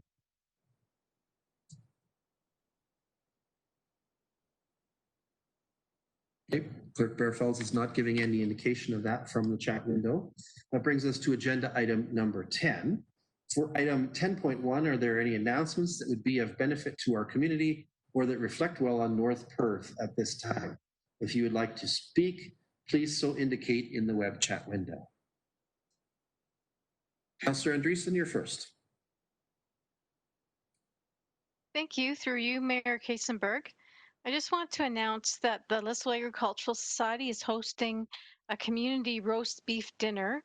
It's a drive-through dinner, and it will be definitely observed in a safe way for our community. Tickets need to be purchased in advance in order for food to be arranged for pickup. And pickup will be at the Listowel Agricultural Hall. It will be held on Sunday, October the 4th, and the time frame is from 4 o'clock to 7 o'clock. Tickets will be $15 each and for each meal, and it's a full dinner with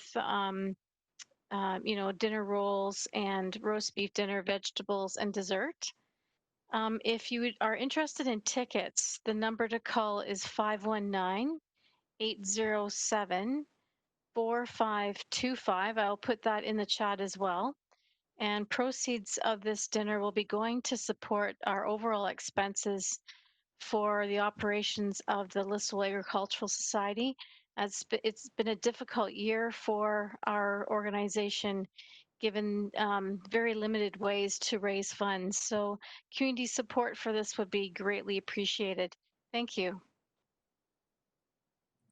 Thanks, Councillor Andreessen. Clerk Bearfelds, anyone else indicating a desire to speak? Council, it's my pleasure to indicate that I had the opportunity to participate on the first day of the broadcasting of The Ranch 100.1, a new radio station in our community that is serving up country music. I had a pleasant chat with Greg, who is the morning man, I guess they call him. And it was my pleasure to present to The Ranch a welcome certificate to our community. So I look forward to more interaction with them as you might have some as well, and invite you to have a listen and enjoy their news and stylings. Any other announcements that you see available, Clerk Bearfelds? No. Okay, so let's move on to agenda item number 11. We have no matters before us that require us to hold a closed session of council, so we can move forward tonight without that. Likewise, item 12, which impels us to report on a closed session, because we didn't have one, there's nothing to report at this time. Council, as a mandated good practice, acts near the end of its meeting agenda to confirm all of its actions and business of its meeting through what is called the confirmatory bylaw. I know we're going to have a number sitting this one out tonight, so Clerk, you need to help me remember who all is not in. I have the draft for our confirmatory bylaw number 135-2020, which reads as follows: that bylaw number 135-2020 being a bylaw to confirm generally previous actions of the council of the municipality of North Perth be introduced, read, and considered read a first, second, and third time, and be finally passed. The said bylaw be signed by the mayor and the clerk and sealed with the seal of the corporation. Councillor Duncan, would you serve as my mover? So moved. Thank you. And Deputy Mayor Callum as our seconder. Yes, I will second that motion. Thank you. Any discussion or debate? Seeing none, let's have that abbreviated vote. Yes.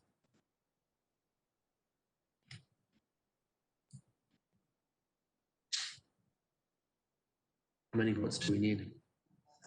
So it's carried. Okay, we've got the votes that we need for that one. Thank you. And so that moves us to adjournment. Councillors, we have certainly completed deliberation and taken action on the business that has come before us this evening. Before I read a motion to adjourn, is there any other business that we should urgently attend to?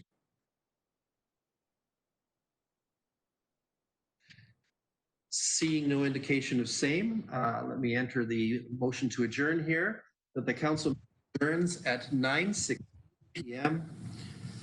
to meet again for general council business on Monday, September 28th, 2020 at 7 p.m. Can I call on Councillor Richardson for that one? I'll move that. Thank you. Thank you. And Councillor Rothwell as our seconder. I'll second the motion. Thank you. Let's have that vote.